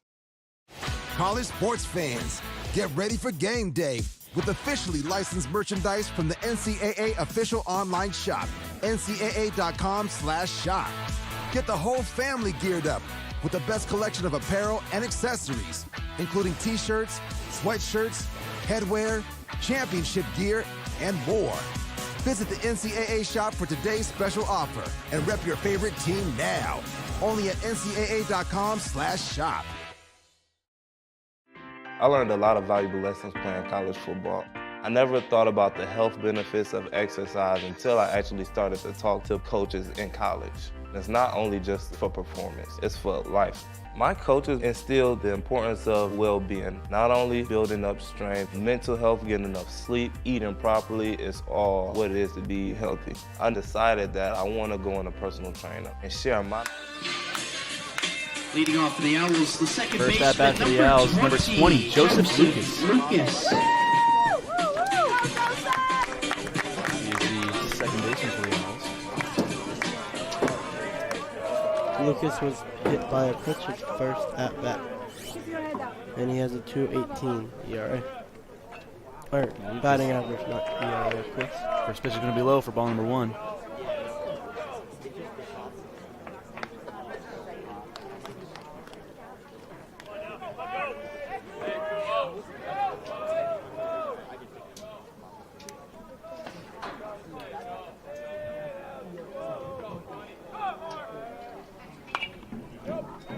cracks it back. That is a foul ball for strike one.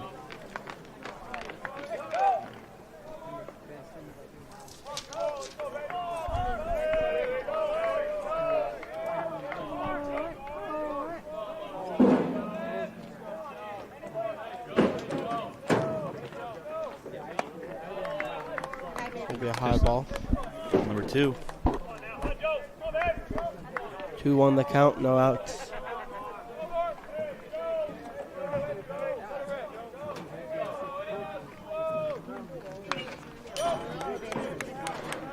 A little chip of it. That is strike number 2. Foul ball. Next up, we'll have Evan Kelly as well. And he has had 2 walks this game.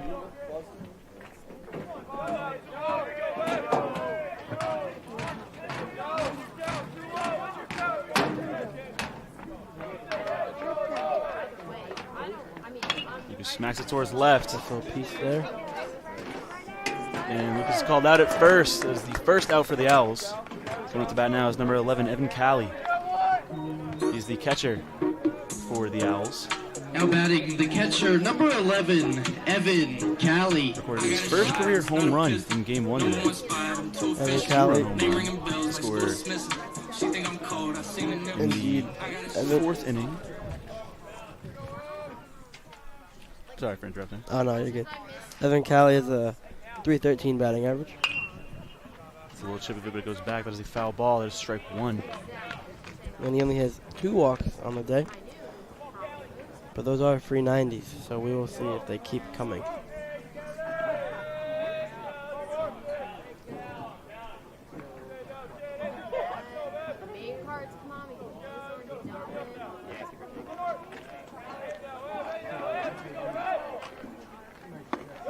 Swings and misses for strike number 2.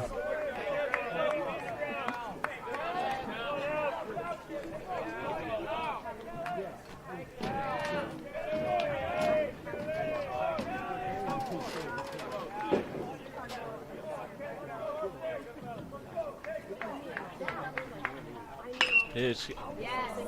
That will be a. Kelly slams it towards foul as a foul ball. The Owls are going to try to make the Corsairs go to their pen and see if we can get the starter out. With a couple more hits, I think it's a good idea. Kelly has a count of 0-2.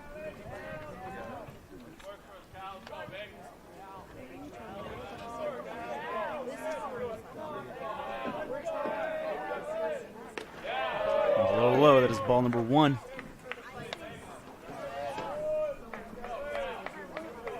On deck is Tommy Ehlers. He has a .292 batting average. And then in the hole is Jonathan Chatfield, .325 batting average.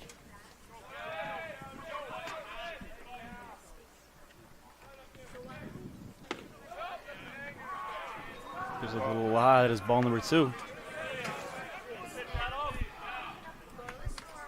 Corsairs dugout does not like that call. But there's no head coach to get thrown out again.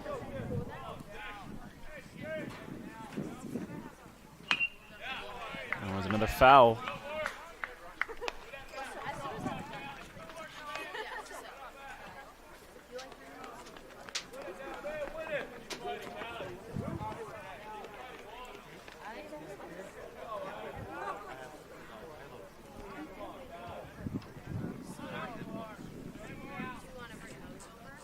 He gets a smack towards center, and it will fall. Nope, it is caught for the second out of for the Owls.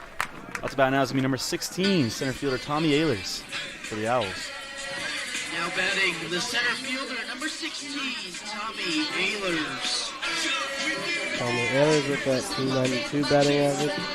Pop up. We'll set that.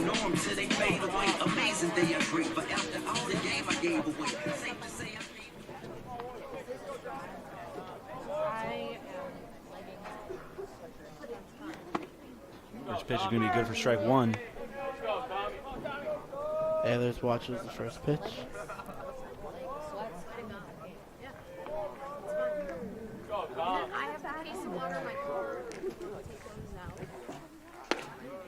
The pitch that's going to be down the middle again for strike 2.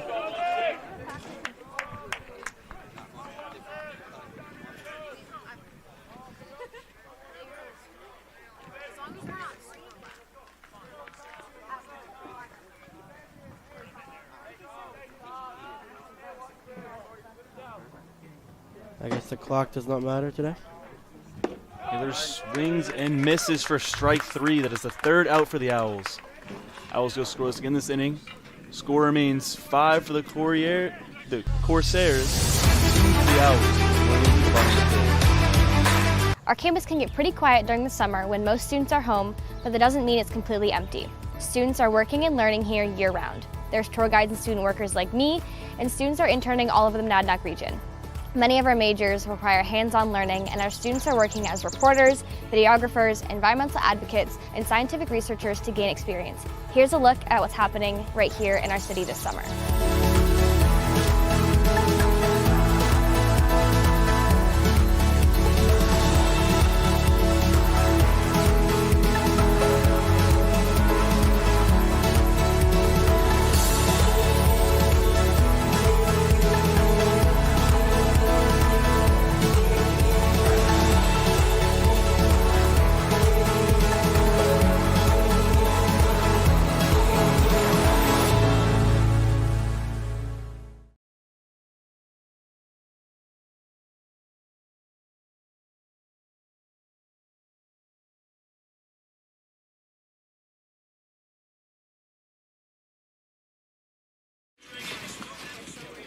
Now batting the designated hitter, number 9, Joe Mazzio.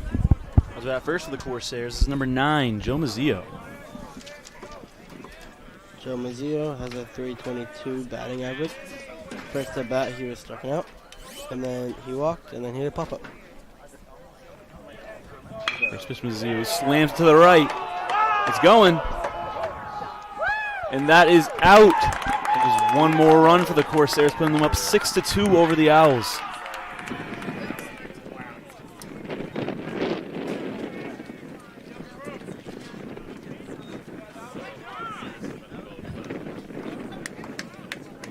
Great hit by Mazzio. Now batting the bat next is going to be number 8, Andrew Posse.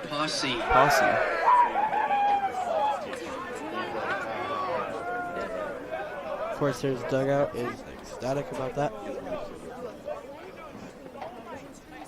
1-run home run.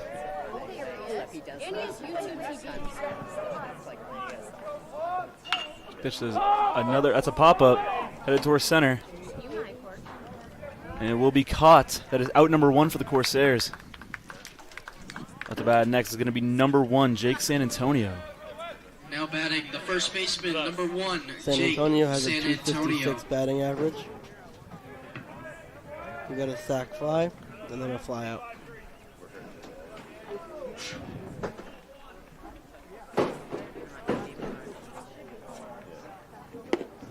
First pitch for San Antonio is going to be ball 1.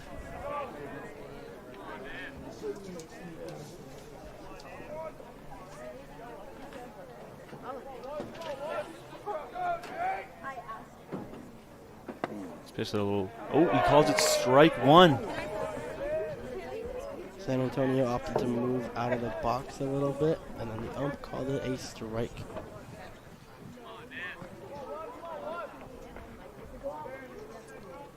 This pitch, he is hit by the pitch. He's going to take his base. That's bad. Next for the Corsairs is number 25, Chris Christigian.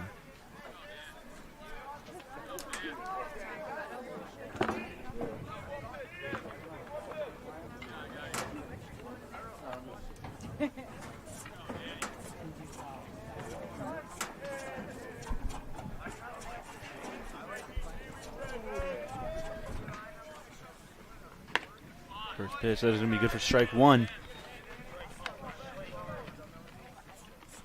Costigan is batting right now. He has a 211 batting average. First at bat, he grounded out, and then he got a single, and then a fly out. Contact, I believe, is a foul for strike 2.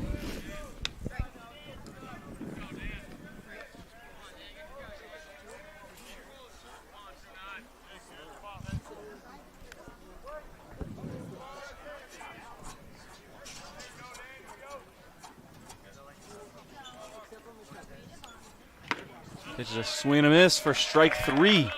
That is the second out for the Corsairs. Let's bat next is going to be number 5, Anthony Keefe. Anthony Keefe has recorded a double today, and then he was hit by a pitch with a flyout. And he has a .268 batting average.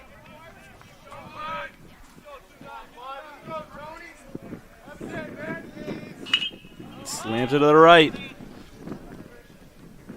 It's going in and will be caught in the right field. That is the third out for the Corsairs. Corsairs score 1 this inning, putting them up 6-2 above the Owls, going into the bottom of the 6th. If you're not here for Fandom 101, you're in the wrong class. Here we learn the fundamentals of fanology, the basics of bringing the noise, and the physics of bringing it out. Your path to fan mastery begins here. It's all part of the curriculum. The NCAA championships. Attendance is encouraged. Passion is mandatory. Buy your seats today at ncaa.com/tickets. Class dismissed.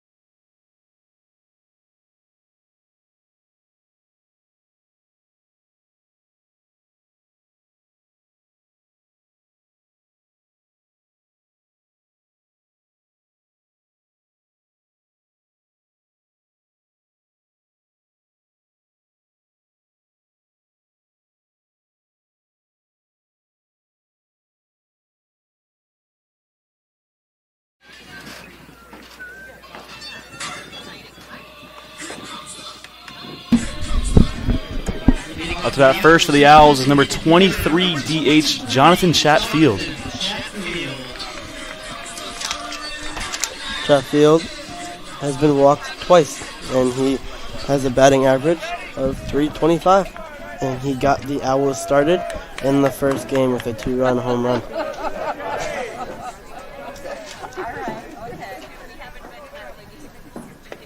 Pitch that is down the middle for strike 1.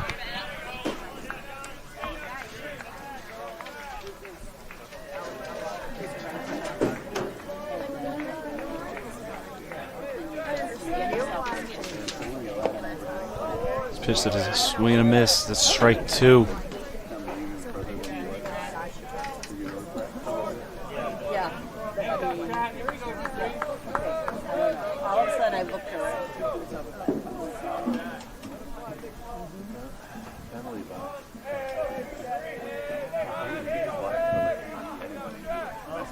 This pitch, it is to the left. That is a foul ball.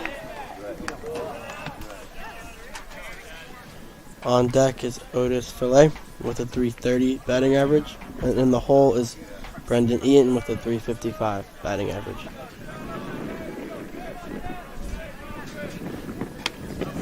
It's a little outside. That is ball number 1.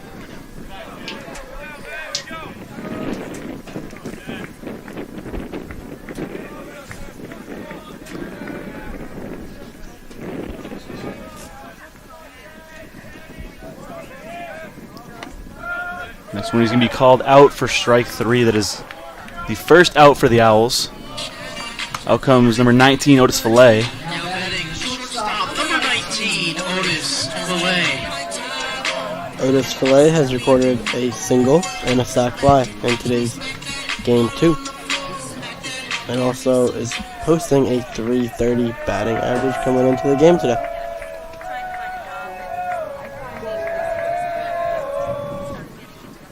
Pitch that is going to be low. That is ball 1.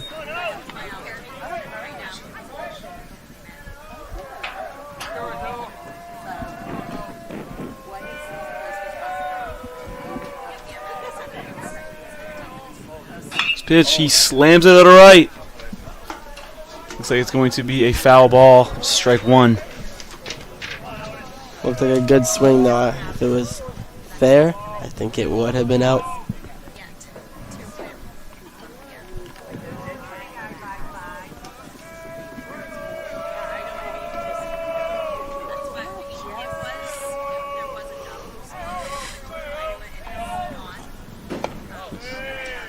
This pitch is good for ball two.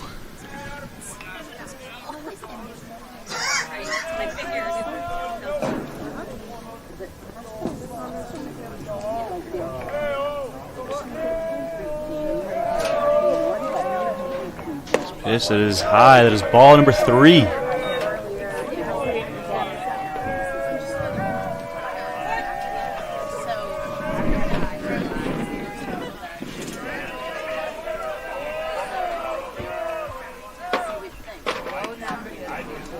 This pitch is good for a walk. That is ball number four. Play will take first.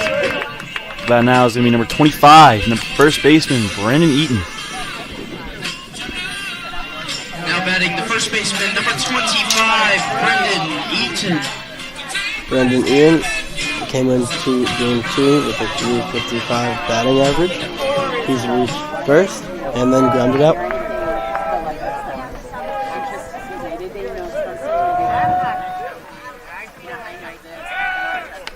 Goes to the pickoff, is unsuccessful.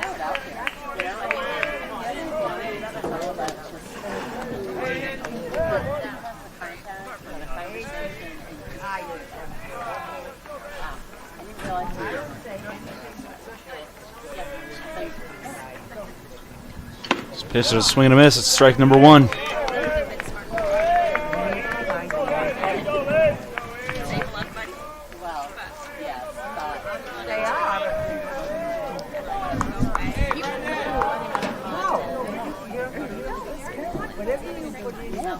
Pitch that is back. It's a foul ball. Strike number two.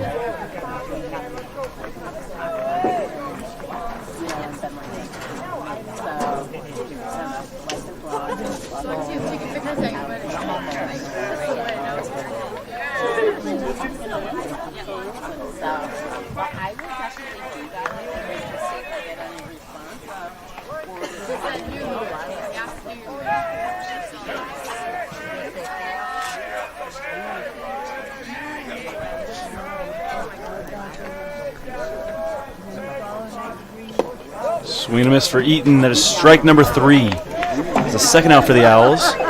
Shea Zena will be up to bat next. Zena has recorded a walk. Now batting the left fielder, number 37, Shea Zena. His batting average is 293.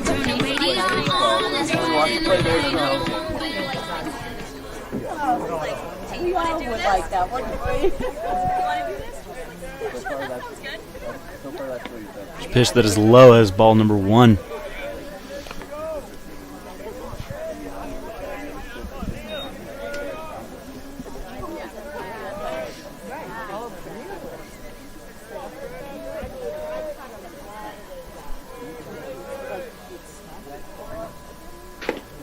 Going to be inside and a little low. It is ball number two.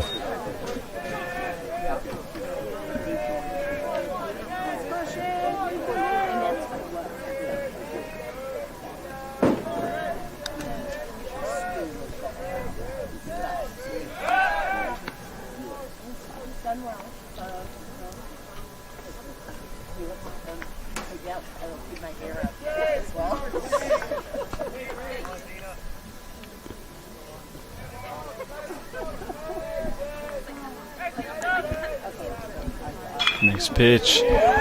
Zena smacks it towards left. And that is gone. 2-run score for the Owls. Cutting the deficit down to 2, making it 6-4. Great hit by Zena. Shea Zena with the bomb.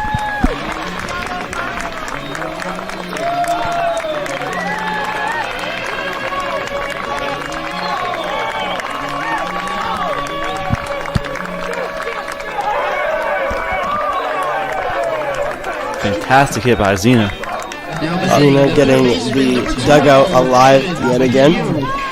Up next to bat for the Owls, number 12, Evan McHugh. Plays third baseman. Evan McHugh has struck out his first at bat and had a fly out. McHugh fouls it. Really? Strike one. He did a complete game.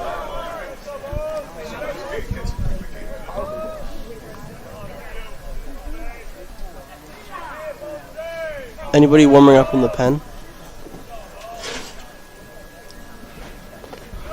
Wild pitch. No one on base to steal. That'll be ball one.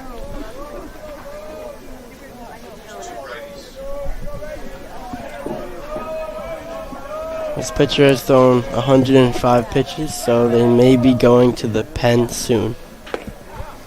That one's down the middle for strike number 2. Sorry.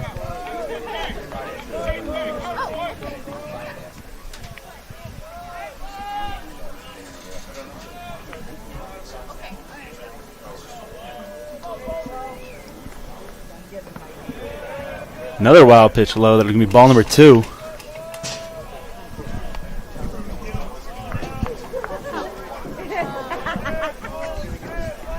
McHugh has a count of 2-2 with 2 outs. No runners on base.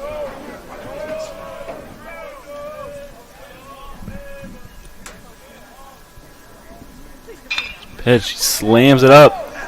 It's a pop-up. Will be caught at second base. That is 3 outs for the Owls. Owls score 2 this inning, cutting the deficit down to 2, just under the Corsairs, 6-4.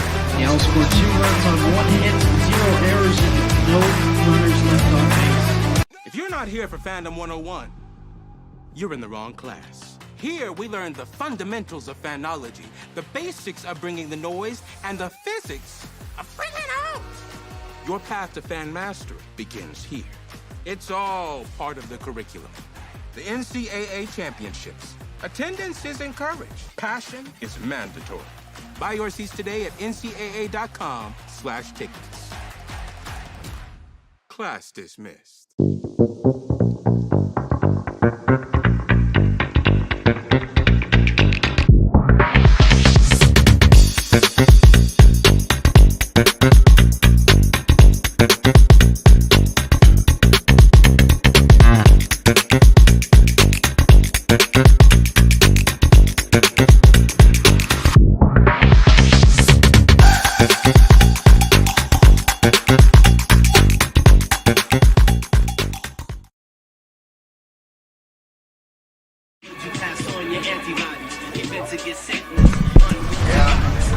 Keene State College Athletic Department and the Owls Media Network would like to thank our community partners.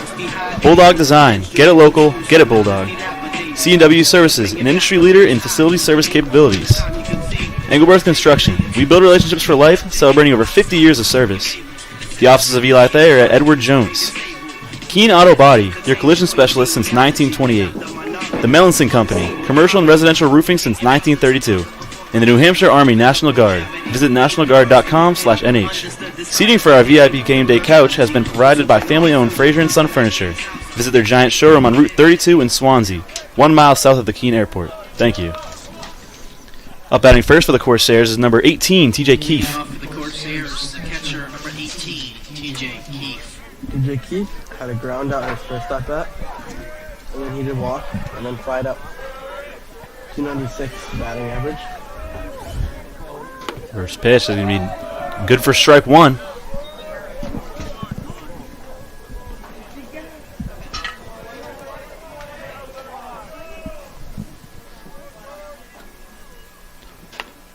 Next pitch looked a little outside. That's ball number 1.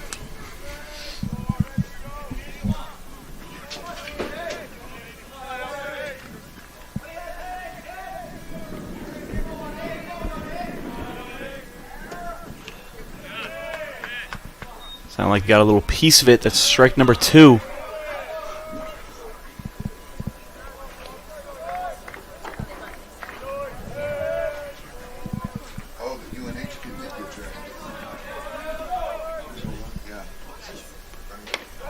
This pitch that is up to the corner. That is ball number 2.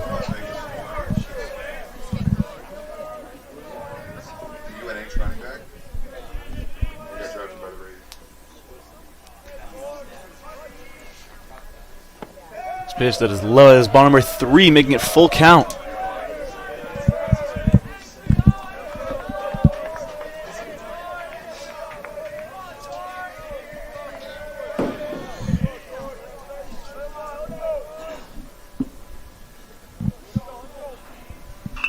Got a little piece of it.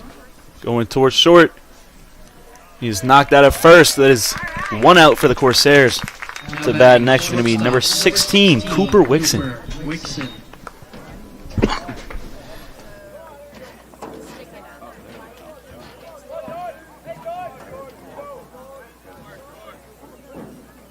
Totally didn't see it. Thank you. Gotcha. Wixon was struck out his first at bat and then walked and then reached first. A little lower. There's going to be ball number 1. The ball hit the ump and the ump was unfazed. 278 batting average for Wixon.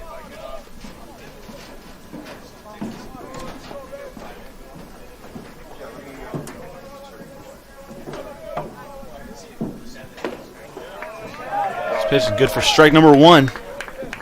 1-1-1. 1 out. 1 ball, 1 strike.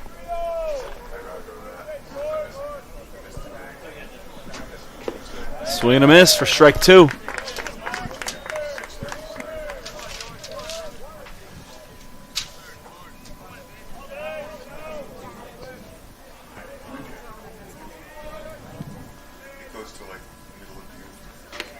Another swing and a miss. That's strike number 3. That'll be the second out for the Corsairs.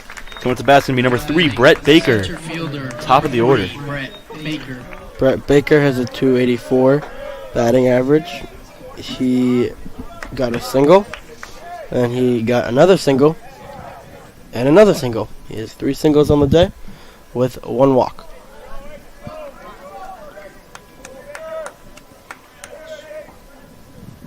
Pitch. Got a little piece, but it went back. That is a foul ball. Strike number 1.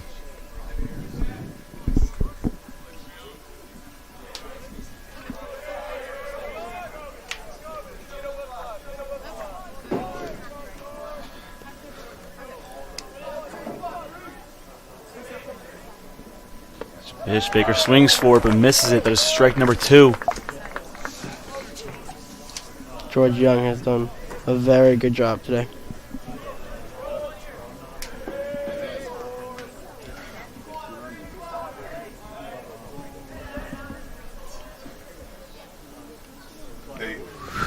That one is low. That is going to be ball number 1.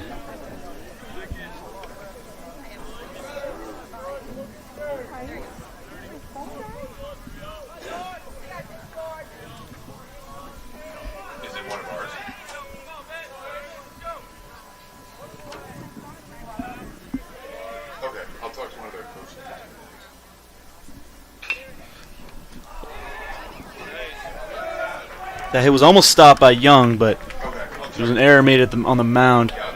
Baker will be safe at first. Second baseman, number 6, Devin Vizina.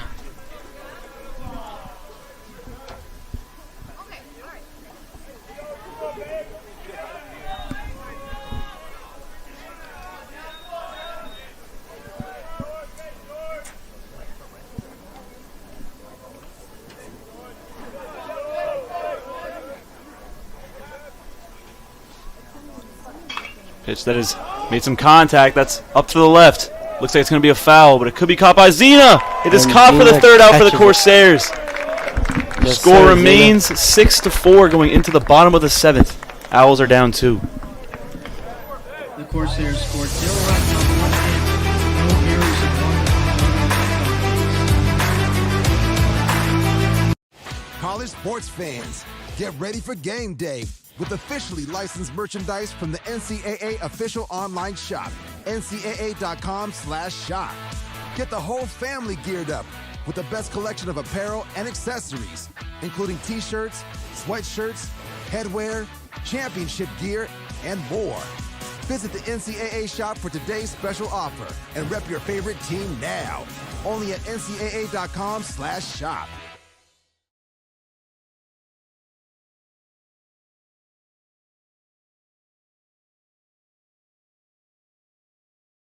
I learned a lot of valuable lessons playing college football. I never thought about the health benefits of exercise until I actually started to talk to coaches in college. It's not only just for performance, it's for life. My coaches instilled the importance of well-being, not only building up strength, mental health, getting enough sleep, eating properly is all what it is to be healthy. I decided that I want to go on a personal trainer and share my knowledge that I obtained in college about physical and mental well-being.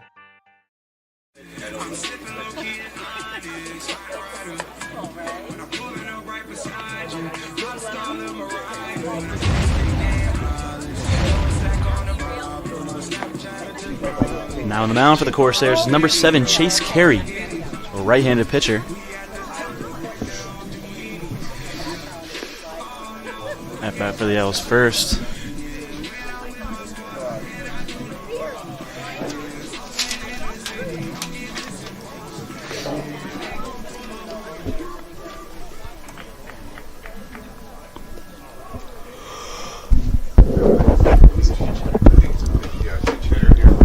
Pinch hitter for the Owls coming in is going to be number 5, going to be Ethan Reyna. In game 1, Ethan Reyna was hit by a pitch and then grounded out twice.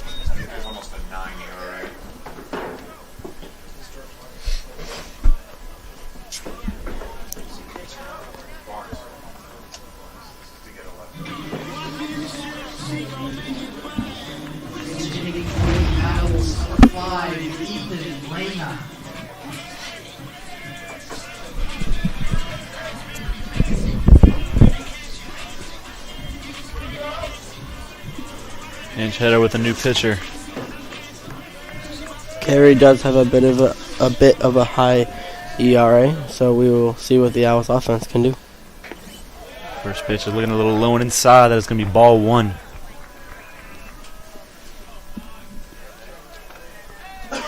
Bottom 7th. This pitch is going to be looks a little high. It's going to be ball 2.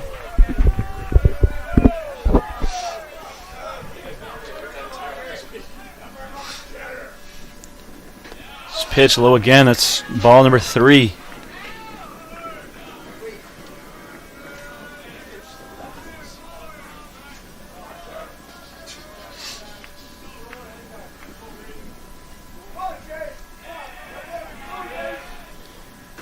Pitch is good for strike 1. Reyna has a 271 batting average. Pinch hitting for the Owls.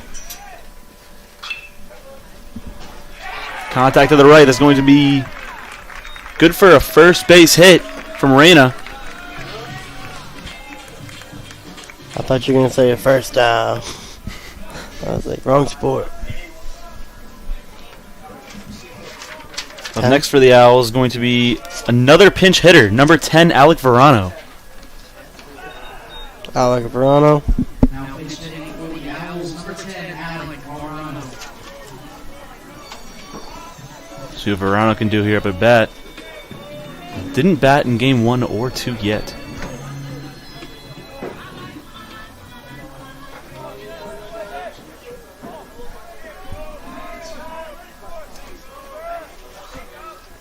Alec Verano. Smacked to the right. Stop by the first baseman. Oh no, went past. Sorry. Reyna will stay third. Verano will stay first. Great hit by Verano. Verano has a 157 batting average, but that will increase with that hit right there. Up to bat next is the top of the order, number 11, Evan Calley. Number 11, Evan Calley. Great position for Evan Calley here. Top of the order, 2 runners on base. A home run here would put the Owls in the lead by 1. Evan Calley did hit a 2-run homer in game 1. We will see what he can do with the Owls down 6-4. Ooh, a little inside for ball 1.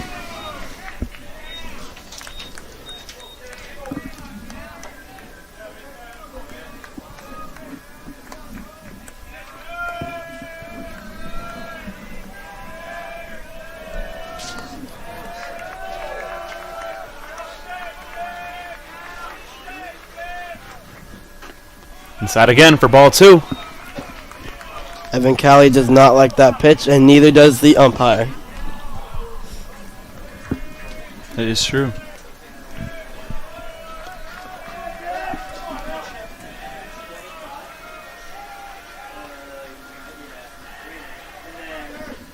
This pitch.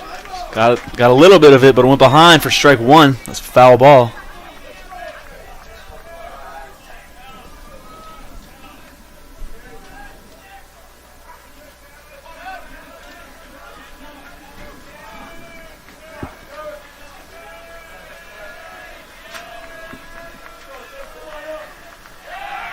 Pitch going for the pickoff is unsuccessful.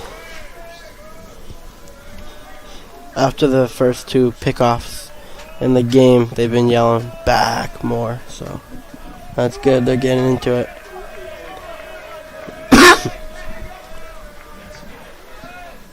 Pitch, a swing and a miss for Callie. That is strike number 2. Giving him a 2-2 count with runners on first and third. 0 outs. Evan Callie has looked good today. 2 walks and a fly out. .313 batting average. Another low ball. It is ball number 3. Almost a wild pitch, but stopped by the catcher. Good on Callie for telling his man at third to stop. Full count for Callie.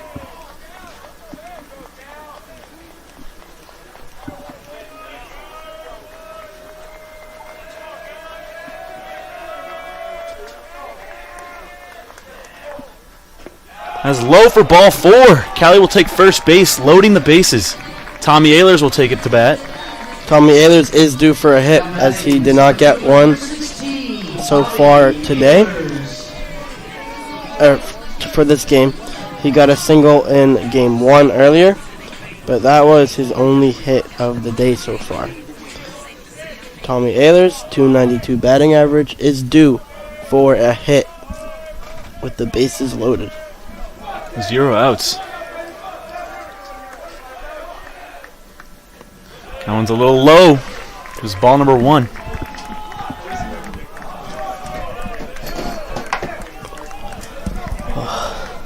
This is getting good, folks.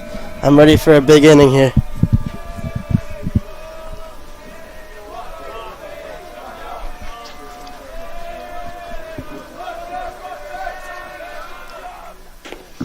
Low. Oh, calls that strike 1 on Ehlers. Definitely a low ball, but the ump liked that one.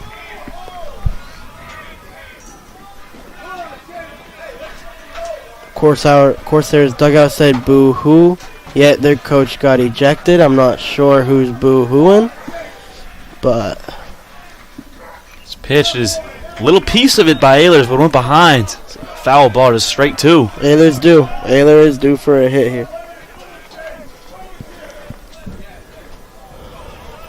1-2 the count, no outs, bases loaded. Owls down 6-4.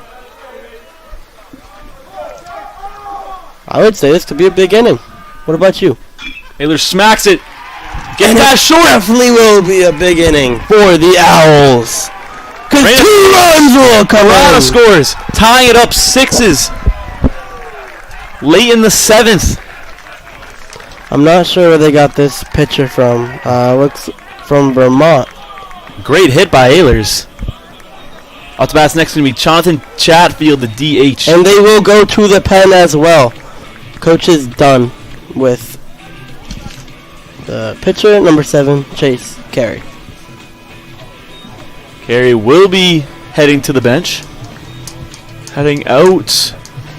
We'll let you know.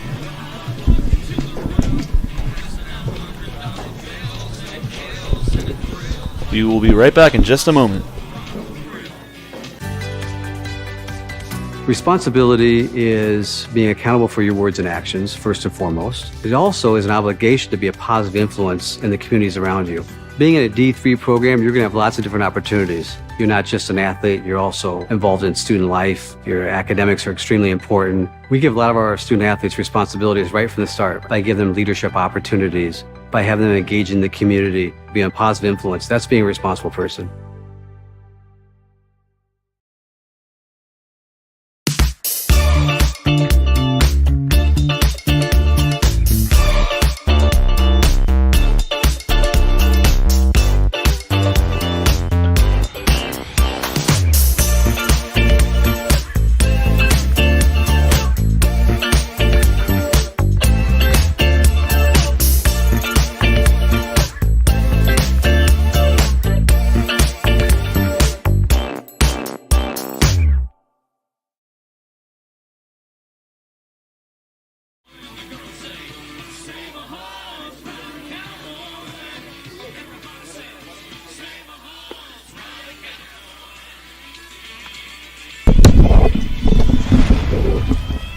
new pitcher brought out for the Corsairs, number 11, Kevin Moskowitz.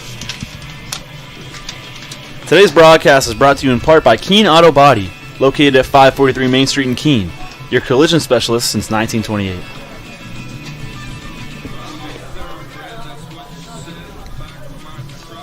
Chatfield waiting to hit. Players on first and second with 0 outs. I could see a potential wild pitch coming where the runners advance to second and third. Do you think that could be a possibility? Maybe. I feel it coming a little bit.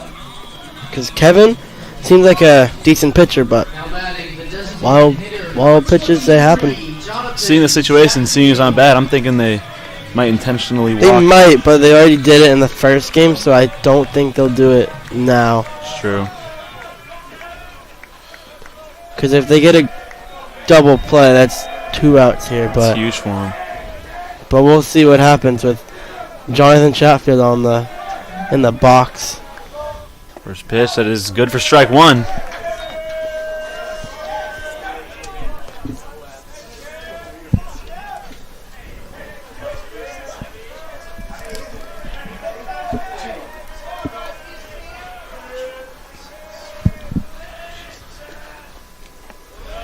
Little high is ball number 1. 1-1 count.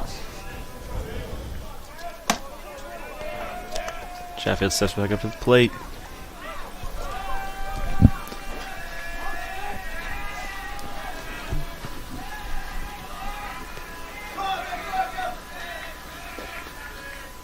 They're going to be low for ball number 2. Gonna hit the dirt. Ball 2. The count is 2-1 with no outs. Runners on first and second, looking to get into scoring position.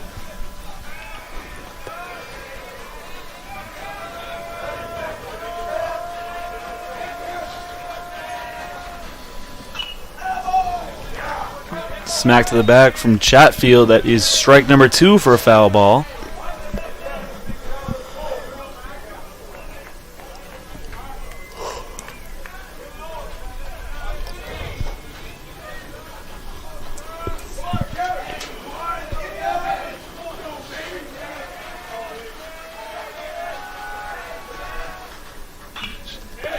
More contact from Chatfield, but it's going to be another foul ball.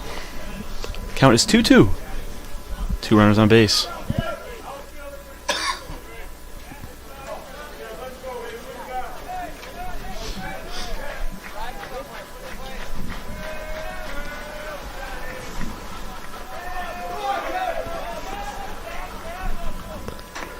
This pitch that is going to be outside, making it full count, 3-2.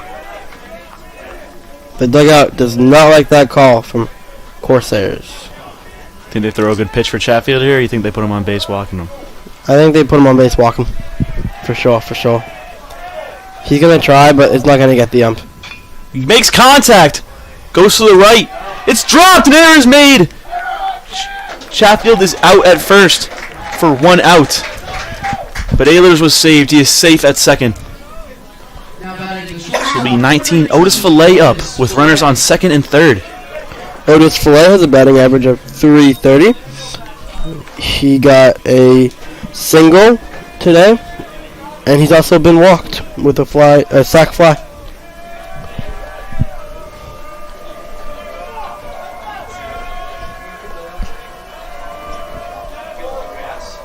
There could be a sac fly coming if he hits it into the outfield, because there could be a tag up. It's going to be outside, ball number 1.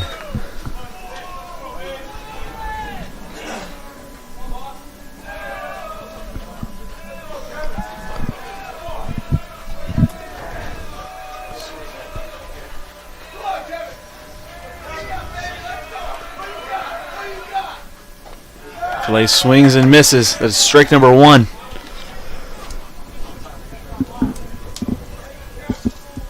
Ehlers on second, Callie on third.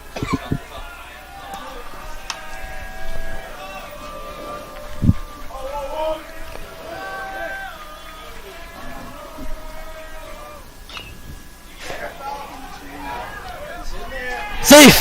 And he scores! He scored! 7-6 on the Corsairs. Great hit by Filet.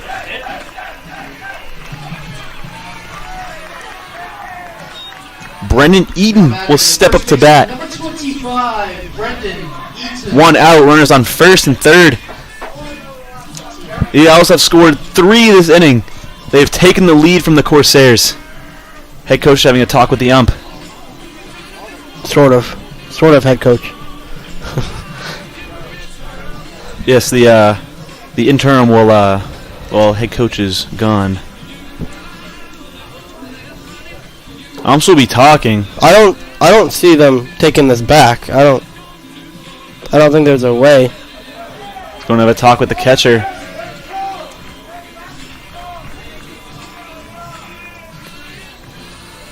He's going to have a talk on the mound. They're going to the pen, I think. Looks like he motioned to the pen. It looks like they're going to the pen.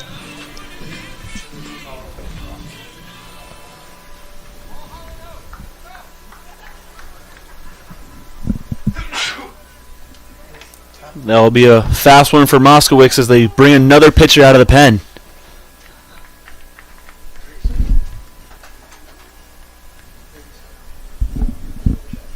We will be right back in just a moment. A single thread is unique. Like each of us, full of purpose and potential. A strand designed to connect, strengthen, and unite. But we face different challenges and have different opportunities. By acknowledging that others may struggle in ways we do not, we can celebrate our differences, embrace each other, and fortify the ties among us. A single thread can fray, yet when it's woven with another, a bond forms. A new strength created by the fabric of the whole. Let's embrace the fabric we make together, the diversity of our threads, to reach beyond ourselves and overcome the impossible. The true power of our game comes from unifying our individual backgrounds, connecting our unique stories, enabling us to be stronger, braver, greater. We can achieve so much more when we are all as one. What a season. The confetti is going to fall. There she goes, and she's got it. How sweet is this, and how wonderful for the sport.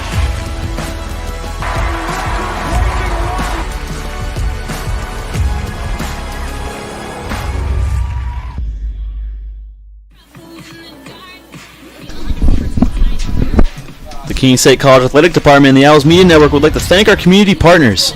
Bulldog Design, get it local, get it Bulldog. C&W Services, industry leader in facility service capabilities. Engelberth Construction, we build relationships for life, celebrating over 50 years of service. The offices of Eli Thayer, Edward Jones. Keene Auto Body, your collision specialist since 1928. The Mellinson Company, commercial and residential roofing since 1932. And New Hampshire Army National Guard. Visit nationalguard.com/NH. Seating for our VIP game day couch has been provided by family-owned Fraser & Son Furniture. As that first pitch is strike number 1. Visit their giant showroom on Route 32 in Swansea, 1 mile south of the Keene Airport. Thank you.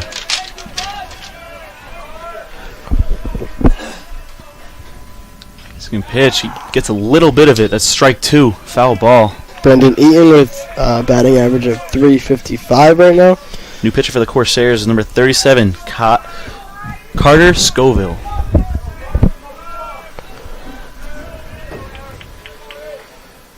Next pitch, that is low for ball 1. Almost a wild pitch, but caught by the catcher.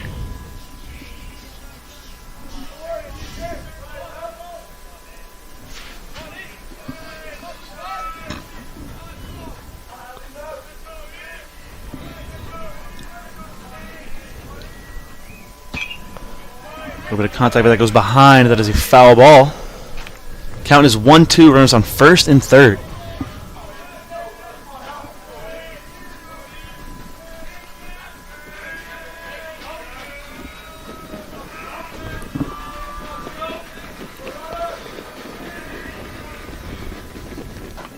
Makes a little contact. Another foul ball for Eaton.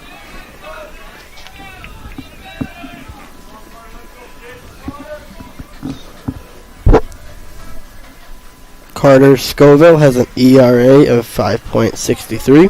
He is in the game currently.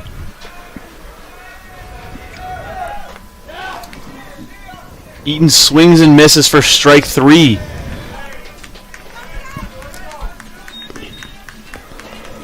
However, Fillet successfully stole second. 2 outs for the Owls. Shea Zena up to bat. With the lead. Up 1. We got 2 runners in scoring position. This game is huge for the Owls as well.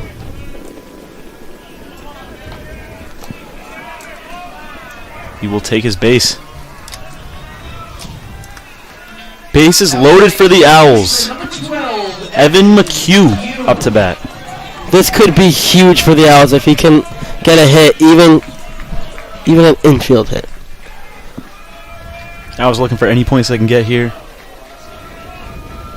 Trying to stack their lead as much as possible. McHugh makes contact. And it gets through! Missed. 2 runs come in. And the Owls are on top. Owls are up 3, 9-6. Great hit by McHugh.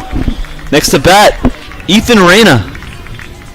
Now batting right fielder number 5, Ethan Reyna. Great hit by McHugh. Great running by Keene. Gives themselves a much bigger lead. You have Zena on second. McHugh on first. First pitch is a little inside for ball number 1. Almost hit him too. Ethan Reyna was hitting in the first game, and then he came on to pinch hit in game 2. He reached first in his first at bat. We will see what he can do for the Owls offense right here.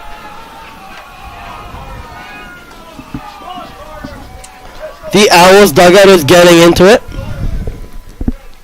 They are excited. Next pitch is a little low again. Wild pitch. Shea Zena steals third. That is 2 balls for Reyna. 0 strikes.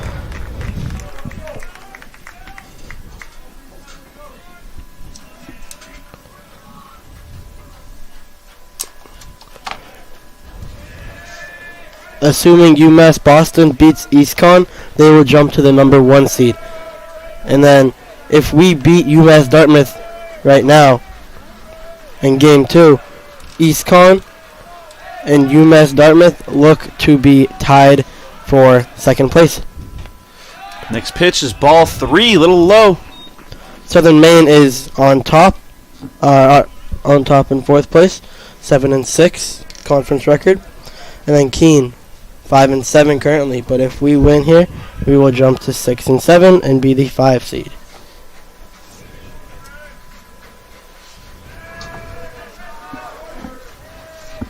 Plymouth State split with Vermont Castleton today. Next pitch. It's good for strike 1. We ran a 3-1 count. Actually, correction. Plymouth State lost to Vermont Castleton in game 1. Game 2 should be underway. Next pitch is good for strike 2, giving Reyna a full count. Ethan Reyna, full count, 3-2 with 2 outs. We will look to do more on this 2-out rally here. What can Reyna do here? Next one is it's gonna be a walk. Ball 4. Bases are loaded. Out comes Alec Verano, number 10.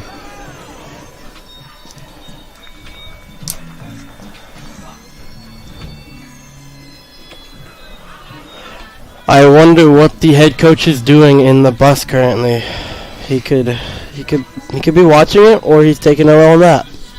Maybe he went to get some beer from Moose Mart or something. I don't know. They're going to the pen, so we'll be right back.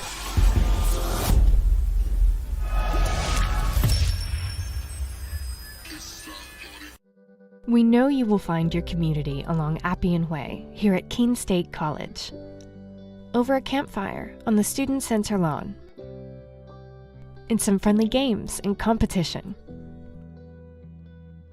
or in a club you connect to at the Student Involvement Fair.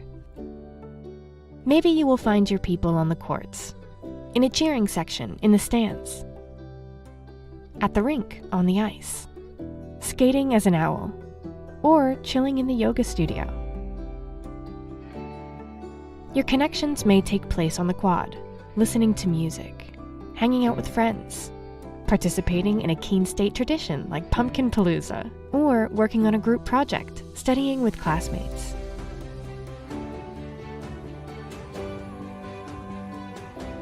Maybe your talents will bring you together with your community on one of our stages, in the main theater, or the recital hall at the Red Fern Arts Center. For us, community is all about the people you meet and the connections you make. At Keene State, our community is really about you.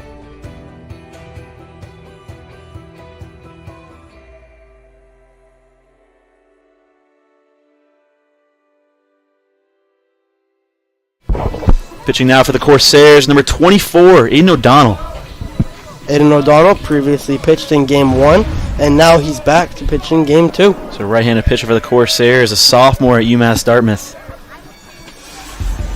Now batting the second baseman, number 10, Alec Verano. Number 10, Alec Verano, coming up to bat. Aiden O'Donnell has a 2.04 ERA. He's appeared in 10 games. Because he's not a starter, he doesn't start.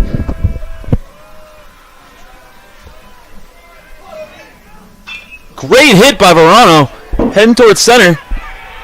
It hits the ground. Keene will score. McHugh will score to put the Owls up 11-6. The Corsairs up against the Corsairs. Callie will come up to bat. Dartmouth. Top of the order, 7 this inning for the Owls.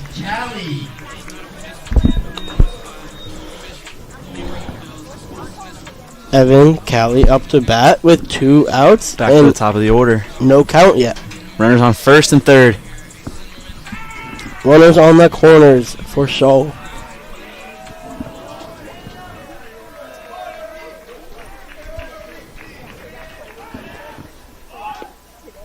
Strike. Was teasing a bunt there.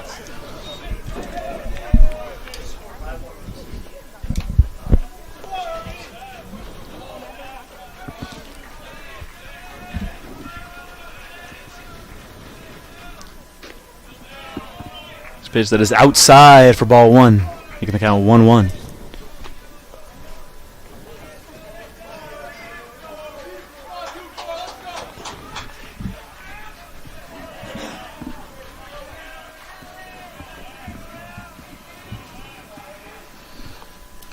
Pitch is a swing and a miss for Callie. Oh, he strike probably number 2. Could have caught that. The catcher may have been able to catch that.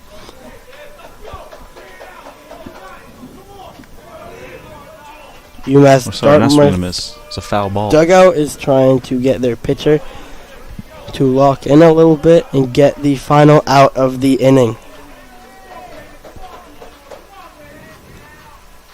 Pure adrenaline for the kid. Good swing by Callie. Callie will make his way till first. He's out at first.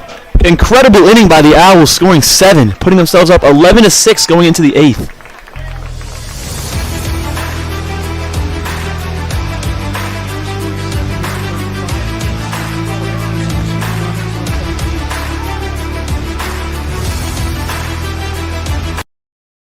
College sports fans, get ready for game day with officially licensed merchandise from the NCAA official online shop, ncaa.com/shop. Get the whole family geared up with the best collection of apparel and accessories, including t-shirts, sweatshirts, headwear, championship gear, and more. Visit the NCAA shop for today's special offer and rep your favorite team now. Only at ncaa.com/shop.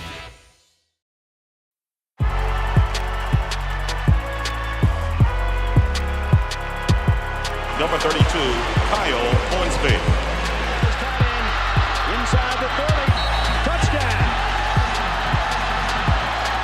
Michaela Burgess. An incredible finish by Hall. The NCAA and its member schools offer nearly 500,000 college athletes a path to go pro in something other than sports. Learn more at ncaa.org.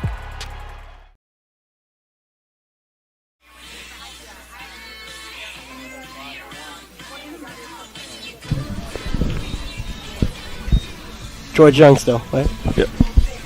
George Young still on the mound for the Owls. Up to bat first for the Corsairs, number 9, Joe Mazzio. Joe Mazzio has a .322 batting average with a strikeout, his first at-bat appearance, and then he got walked. Next up, he had a pop-up, and then he had a home run. We'll see what he can provide for the Corsairs offense, as Keene just scored 7 runs. Coming off that incredible inning for the Owls. First pitch, that is good for strike 1. George Young is chucking balls right now. He is doing very well on the mound. Let's hope he can keep it going. For sure. And the next one is down for ball number 1.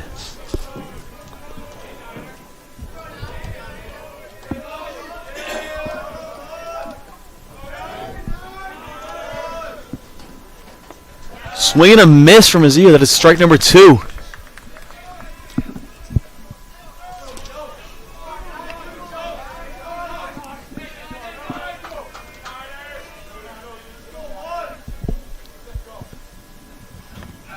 This one is right down the middle. Mazzio is called out. That's the first out for the Corsairs. Mazzio tosses his bat. Up next for the Corsairs is number 8. That is Andrew Posse. I don't know. I couldn't see if he got tossed, but it looked like the ump roasted him down a little bit. I don't know, though. I do not believe there was a toss. There's a swing and a miss for Posse. That is strike number 1. George Young is doing a phenomenal job on the mound.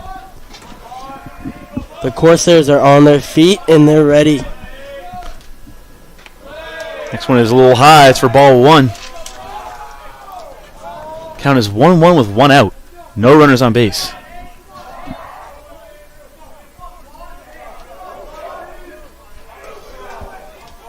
This pitch is inside for ball 2.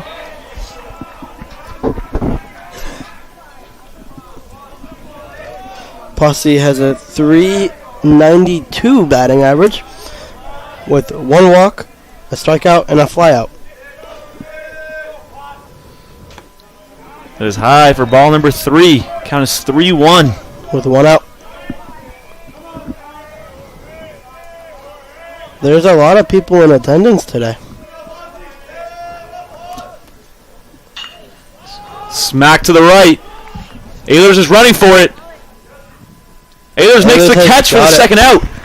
Another fly out for Posse. That's about next for the Corsairs, number 1, Jake San Antonio. It's a junior. San Antonio has UMass-Dartmouth. 256 batting average, a sac fly, a fly out, and he was hit by a pitch. San Antonio is a junior from Rhode Island. Hit to the left. Caught by McHugh. McHugh bombs into first for the 3rd out.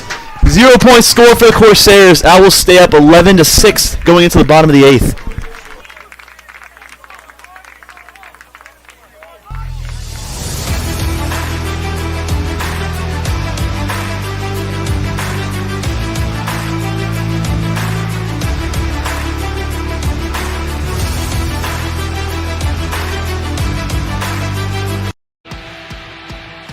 To national championships runs through NCAA.com. And whether you follow one college team or all of them, it's never been easier to get the content you want all in one place. With live broadcasts of multiple championships across all divisions, with exclusive access. This is your ticket to the NCAA tournament. And highlights for every single championship. Stay in the game all season long with NCAA.com, the home of college sports. Welcome to Hurt Skirt or Just Hurt. Our first contestant is suffering from knee pain from a recent running incident. What do we think, audience? Hurt Skirt or Just Hurt?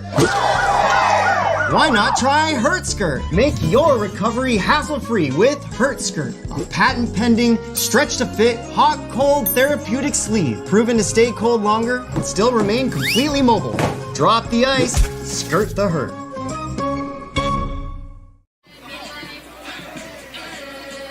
Leading off for the Owls, the center fielder, 16, Tommy Ehlers leading it off for the Keene Owls. On the mound for the Corsairs, O'Donnell's still there. Tommy Ehlers is due for a hit yet again. He got 2 RBIs on his single last inning. Some contact by Ehlers, but it's going back. Catcher running towards it. It is a foul ball. It is strike 1. Foul ball and out of play. Otherwise, the catcher would have gotten it.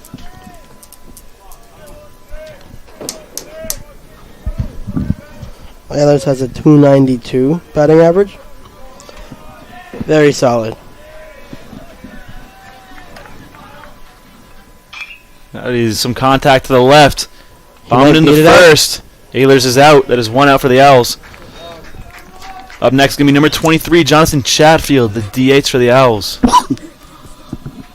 now batting the designated hitter, number 23, Jonathan Chatfield. Chatfield has been walked twice, and he's also grounded out his last plate appearance. He's on a streak of 2 walks now, I think, right? Maybe. I think he had a. Did he have a walk last at bat? He got intentionally walked last. That was Shazina, I think. No, Shay. Did he? Yeah, Shazina got intentionally walked. Chatfield got intentionally walked the first game. Yeah, you're right. My mistake. All good, all good. A little mixed up. Well, memory blending. First pitch was a strike. Next pitch says some smack to the right. It is caught out in the right field as they second out. I'm next to bat is going to be number 19, Otis Fillet. Otis Fillet has had a good day. .330 batting average with 2 first. He's reached first twice, sac fly, and he's also been walked.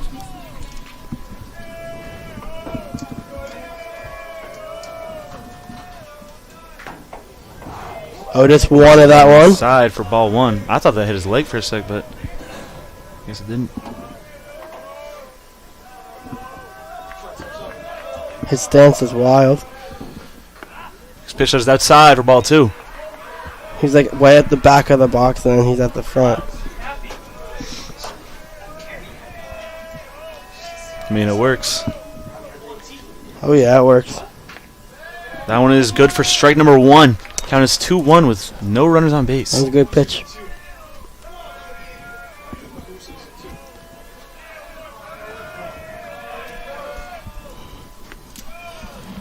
Next one of it is outside for ball 3.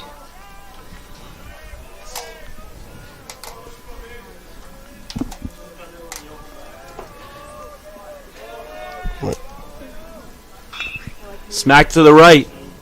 Stop by second. Fillet is called out at first. There's 3 outs.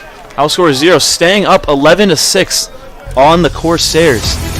Going into the 9th. Off 9th.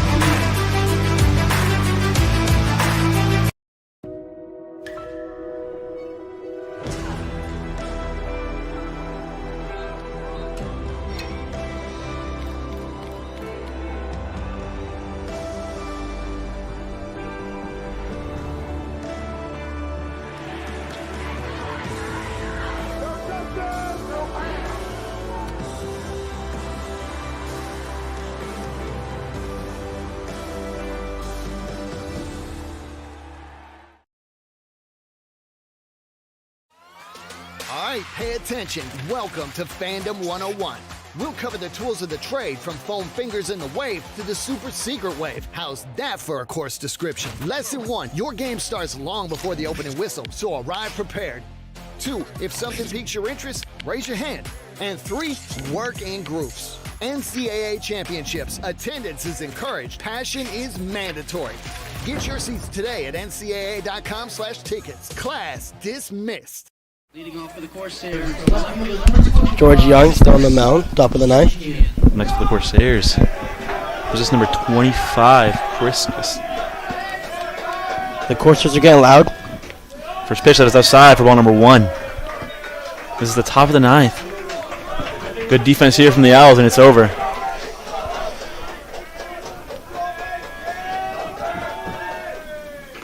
Next pitch that is down the middle for strike 1. Keep throwing those in there. Strikes.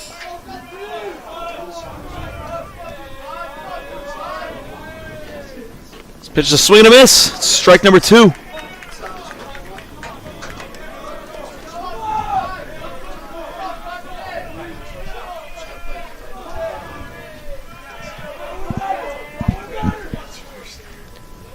Pitch is low for ball 2.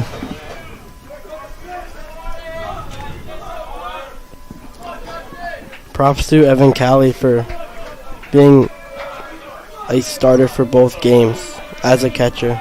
Gotta be a lot of hurt on those knees. Swing and miss for strike number 3 for the first out for the Corsairs. He's 2 out more of and the Owls here. win it. Next up is number 5, Anthony Keefe. Keefe's been good in the box all day. Keefe has done well. He's a double with a walk, a fly, 2 flyouts.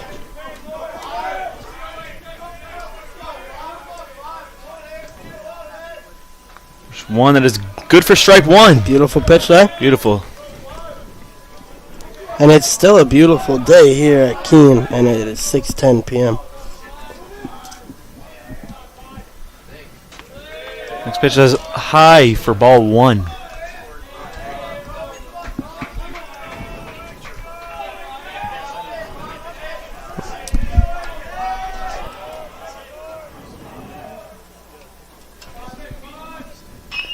Contact.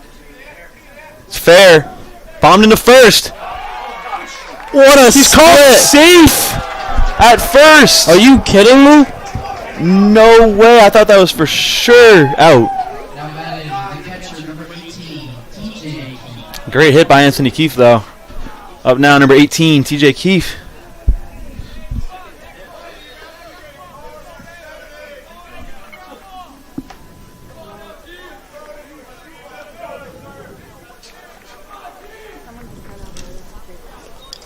I wish I was not broadcasting so I could be yelling stuff right now. 'Cause I love doing that. Teasing the bunt.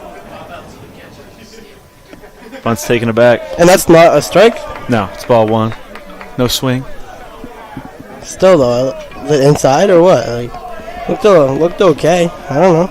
It can be a strike. if they Good take thing away I'm the not. bunt. It just- Good thing I'm not the ump, I guess. Yeah. That's good for strike 1. It's a 5-run game right now. 1 runner on first with 1 out. 1 ball, 1 strike.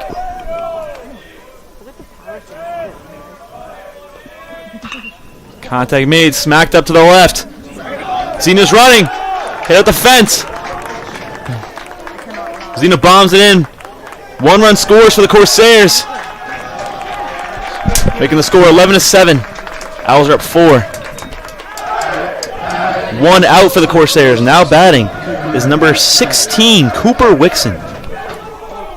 He had a home run in the 9th inning last game.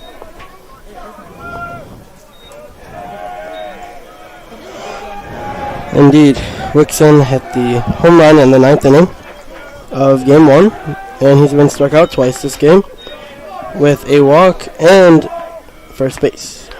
First pitch is good for strike 1.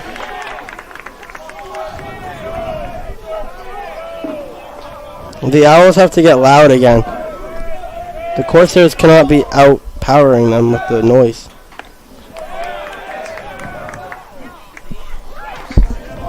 They call that a no swing.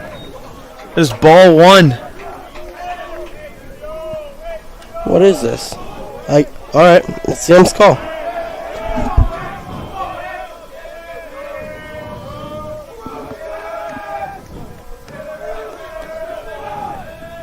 This pitch is contact up. There's going to be foul ball for strike 2. 1-2 the count.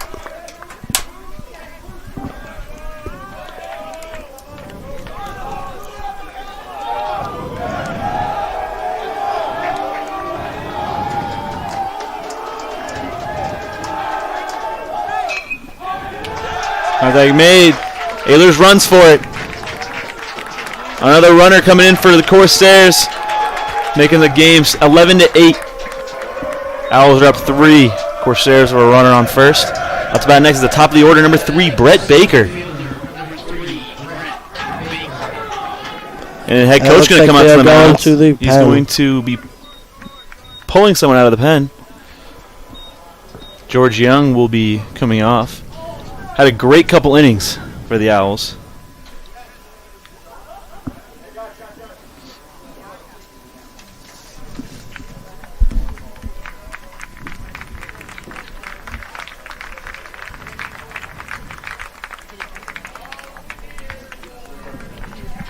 We'll be right back in just a moment.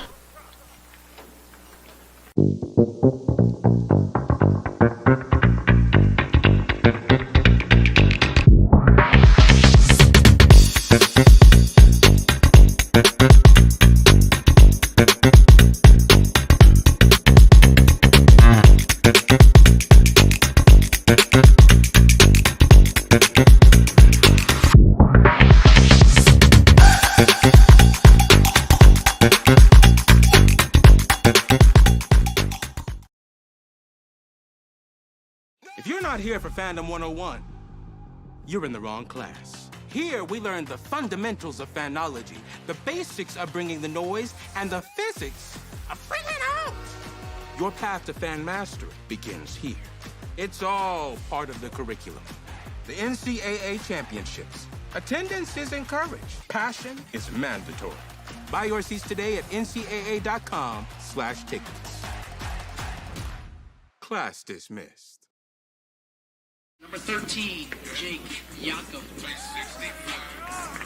Keene has brought out Jake Yakum to the mound to close out this game.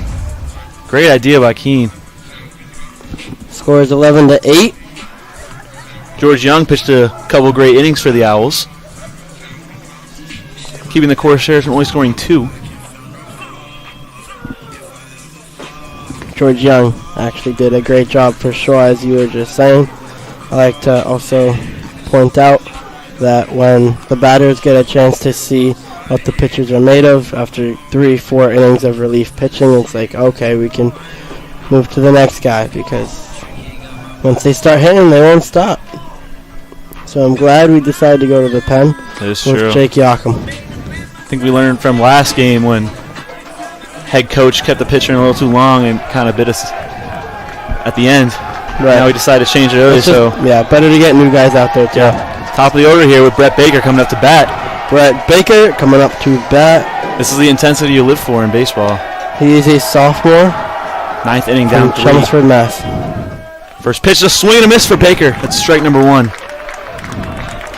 Wixon on first. 1 out.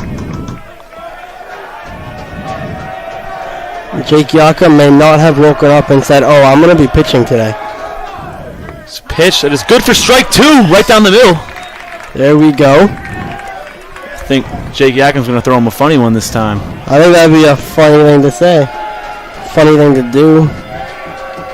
Might go inside a little bit. Makes contact. It's caught by Eaton. Eaton gives it to Yakum. And he's called out at first. He's called out. Corsairs. Wixon safe at second. 2 outs for the Corsairs.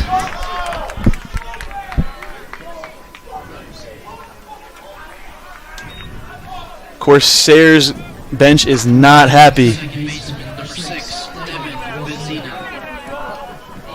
Coming out to bat for the Corsairs is Devin Vizina, number 6. One more out and the Owls win this game. Jake Yakum. I like that one. Bridges outside for ball number 1. 1 runner on second. Jake Yakum is dealing some pitching. Next pitch is a little low for ball number 2, making a count of 2-0.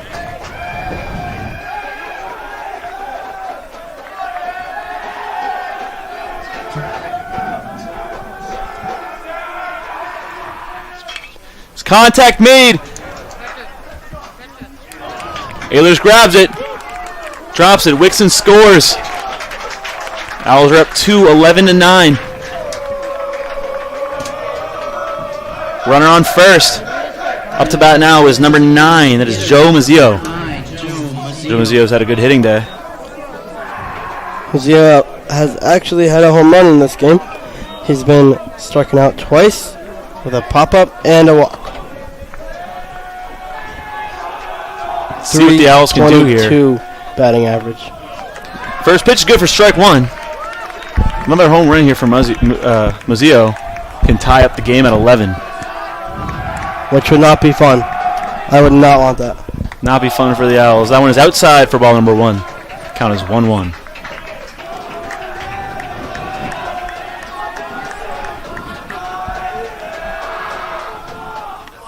This pitch that is called outside, ball number 2. Count of 2-1 with 2 outs. Runner on first.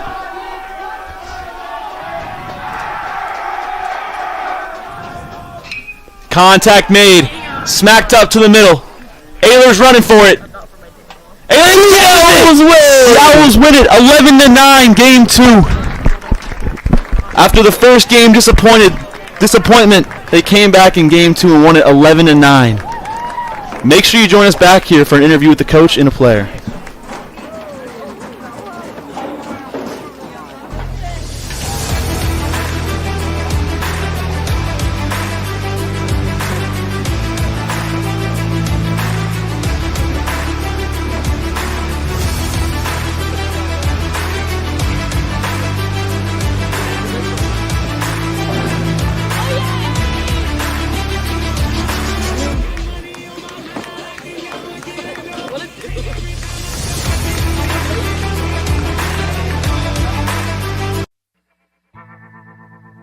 I worked in HVAC when I was in high school, and I really liked being on a job site. When Keene State came to my high school, the admissions counselor told me I could have a job on a job site and also make a difference on people's lives. He said being a safety engineer meant I could work with my hands, but also make sure that everybody was going to be home safely at the end of the day. The safety field is growing rapidly because companies are noticing that keeping their workers healthy means that they can keep their workers working. My plan is to graduate from Keene State so I can get back onto a job site as a safety engineer. It's great because there's jobs to choose from all over the United States, so I can basically go anywhere I want.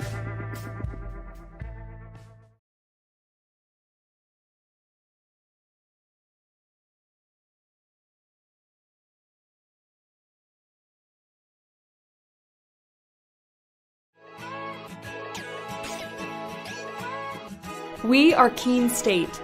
Here, we believe that everyone is welcome and anything is possible. Look closer.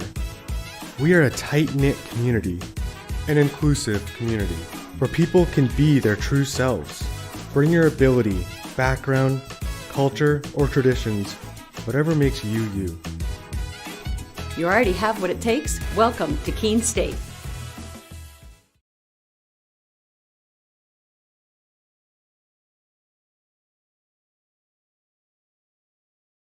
Okay. And if you want to pass on one and go back to it later, you can. Okay.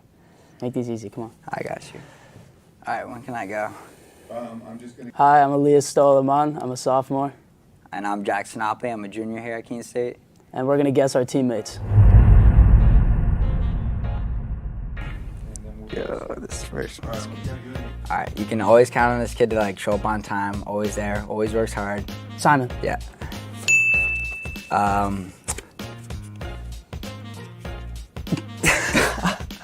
Come on. Oh, he's huge. Demir. Yeah. He's class on the ball. He's a clown. Spoony. Nah. He's pretty tall.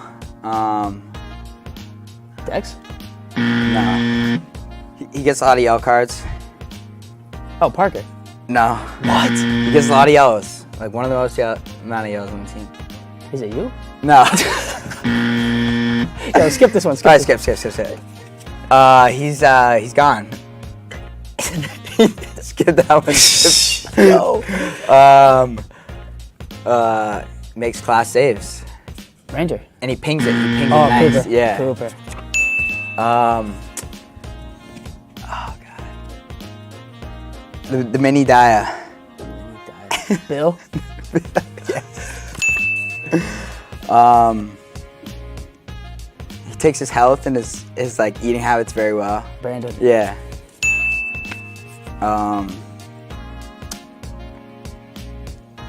Travellas? I don't even know. Travellas. I have no idea. Skip. Oh, just class. Just class on the ball. Bro. Yeah. Great finisher. We don't rate him enough as a finisher. Leb. Yeah. This kid's a bot. DiGiorno. No, it's you. It's you. Skip. Ah, come on. 1v1, best 1v1 player on the team. Bombi. Nah. You. Isha. That's pretty good, I feel like. Wait, what can't I say? Like names, positions. Hometowns, You can use like a describing, like brown hair. that's fine. Yeah, I described how they play. Okay. I think if you do looks, it's too easy. Pure class. Drupa. Are these like different cards? Yeah, they're different cards. Alright. Ginger. Dex. Yeah. Ooh.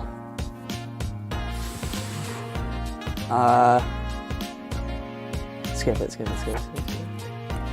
He has a song. Spoonie? Class at the back. Frank? Yeah. Yeah, I was gonna say wait. Absolute just joke. Always hurt. Ellie. Nah. Bombi. No, Neeks. Brexit. Ali. Nah. Class, but Brexit. Cinque. No. Brexit. Short. Parker. I knew that. He's been here a while. I'm Ben Westbrook here with Evan Callie. How do you feel after your first career home run? Really excited. I've been waiting for this, like for that pitch, for everything, the moment, for everything. I know my mom's happy. I know she was watching, and my grandma, she texted me saying she was crying, so it's good to hear. That's awesome, bro. After losing a tough game, how did you and the guys rally together to pull out a win in Game 2? Before the game, Coach Blood basically told us, like, if we win these games, it's a big jump for us, and it's a big moment for us, like, coming into even the tournament. And beating, like, a team like this, it really puts together how good we can really be. For sure. And the last question. Both teams felt the umpire did not have a set strike zone. How can you use that to your advantage?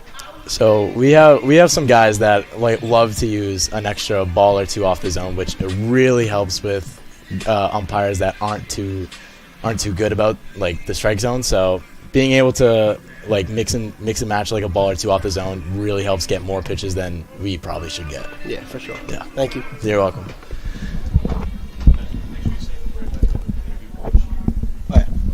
And we'll be right back with an interview with Coach. The road to national championships runs through NCAA.com. And whether you follow one college team or all of them, it's never been easier to get the content you want all in one place. With live broadcasts of multiple championships across all divisions, with exclusive access. This is your ticket to the NCAA tournament. And highlights for every single championship. Stay in the game all season long with NCAA.com, the home of college sports.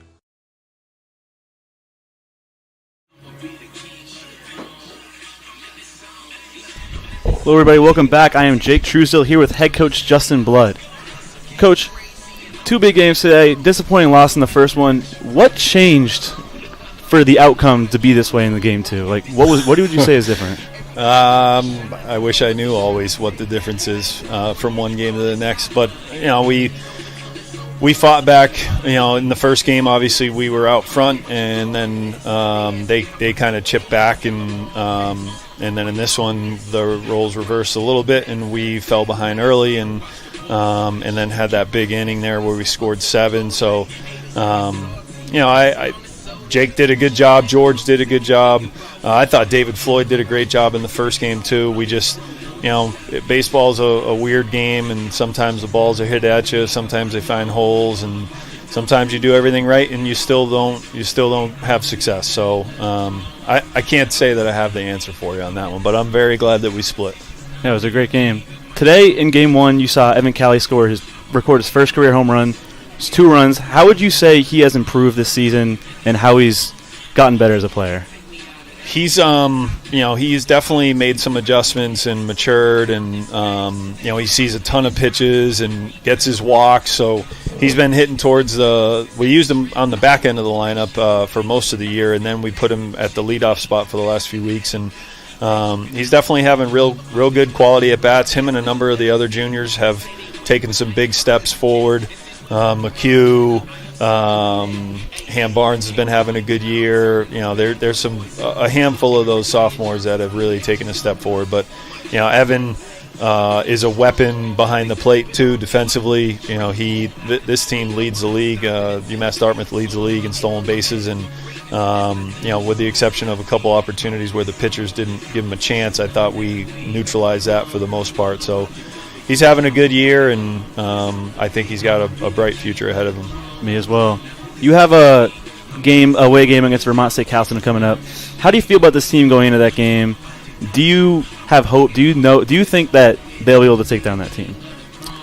I think, regardless of the team we're playing, we just said, I think that this second game today, we put a lot of time and effort into trying to put together some scouting reports for our team, and getting information on the other team's pitchers, and information's only as good as how well you can apply it to your at-bats, and I thought they did a really good job applying it to their at-bats today, even in Game 1 against Quayle. So if we can continue to do that, the physical thing and the swing and mechanics of the swing and strength, those are obviously areas where you try to get better as you get older, but then being able to take the mental approach and apply it to those physical skills that's next level. That's when you start talking about guys being able to be all conference type players, and us be in one of the top 3 spots in the league. So if we can take those types of at bats into the day, and we just got to keep trying to do a better job pitching, getting ahead, pounding the zone, throwing strikes, and defending. I think we've proved the last 2 weeks it doesn't really, and even against EastCon the other day, it doesn't matter which team we face in this league. We have a chance to win. Exactly. You have a great team, and we saw them play some great baseball today. Thank you so much, and great game. Yeah, thank you very much. Make sure you join us back here in just a moment for a wrap-up.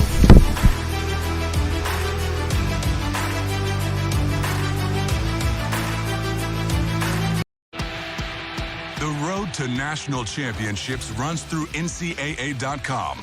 And whether you follow one college team or all of them, it's never been easier to get the content you want all in one place. With live broadcasts of multiple championships across all divisions, with exclusive access. This is your ticket to the NCAA tournament. And highlights for every single championship. Stay in the game all season long with NCAA.com, the home of college sports. College sports fans, get ready for game day with officially licensed merchandise from the NCAA official online shop, ncaa.com/shop. Get the whole family geared up with the best collection of apparel and accessories, including t-shirts, sweatshirts, headwear, championship gear, and more. Visit the NCAA shop for today's special offer and rep your favorite team now. Only at ncaa.com/shop. Comprehensive learning is being able to adapt to experiences and apply the things that I learned.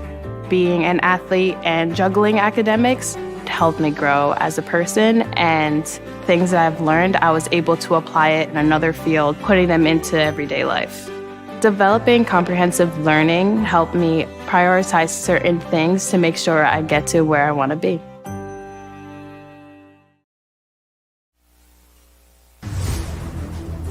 Great baseball by the Owls today, losing Game 1 10-7 but winning 11-9. Their next game is at Vermont State Castleton, April 30th. Their next home game is against Worcester State, May 1st. Thank you everyone for joining us, and I hope everyone has a great night.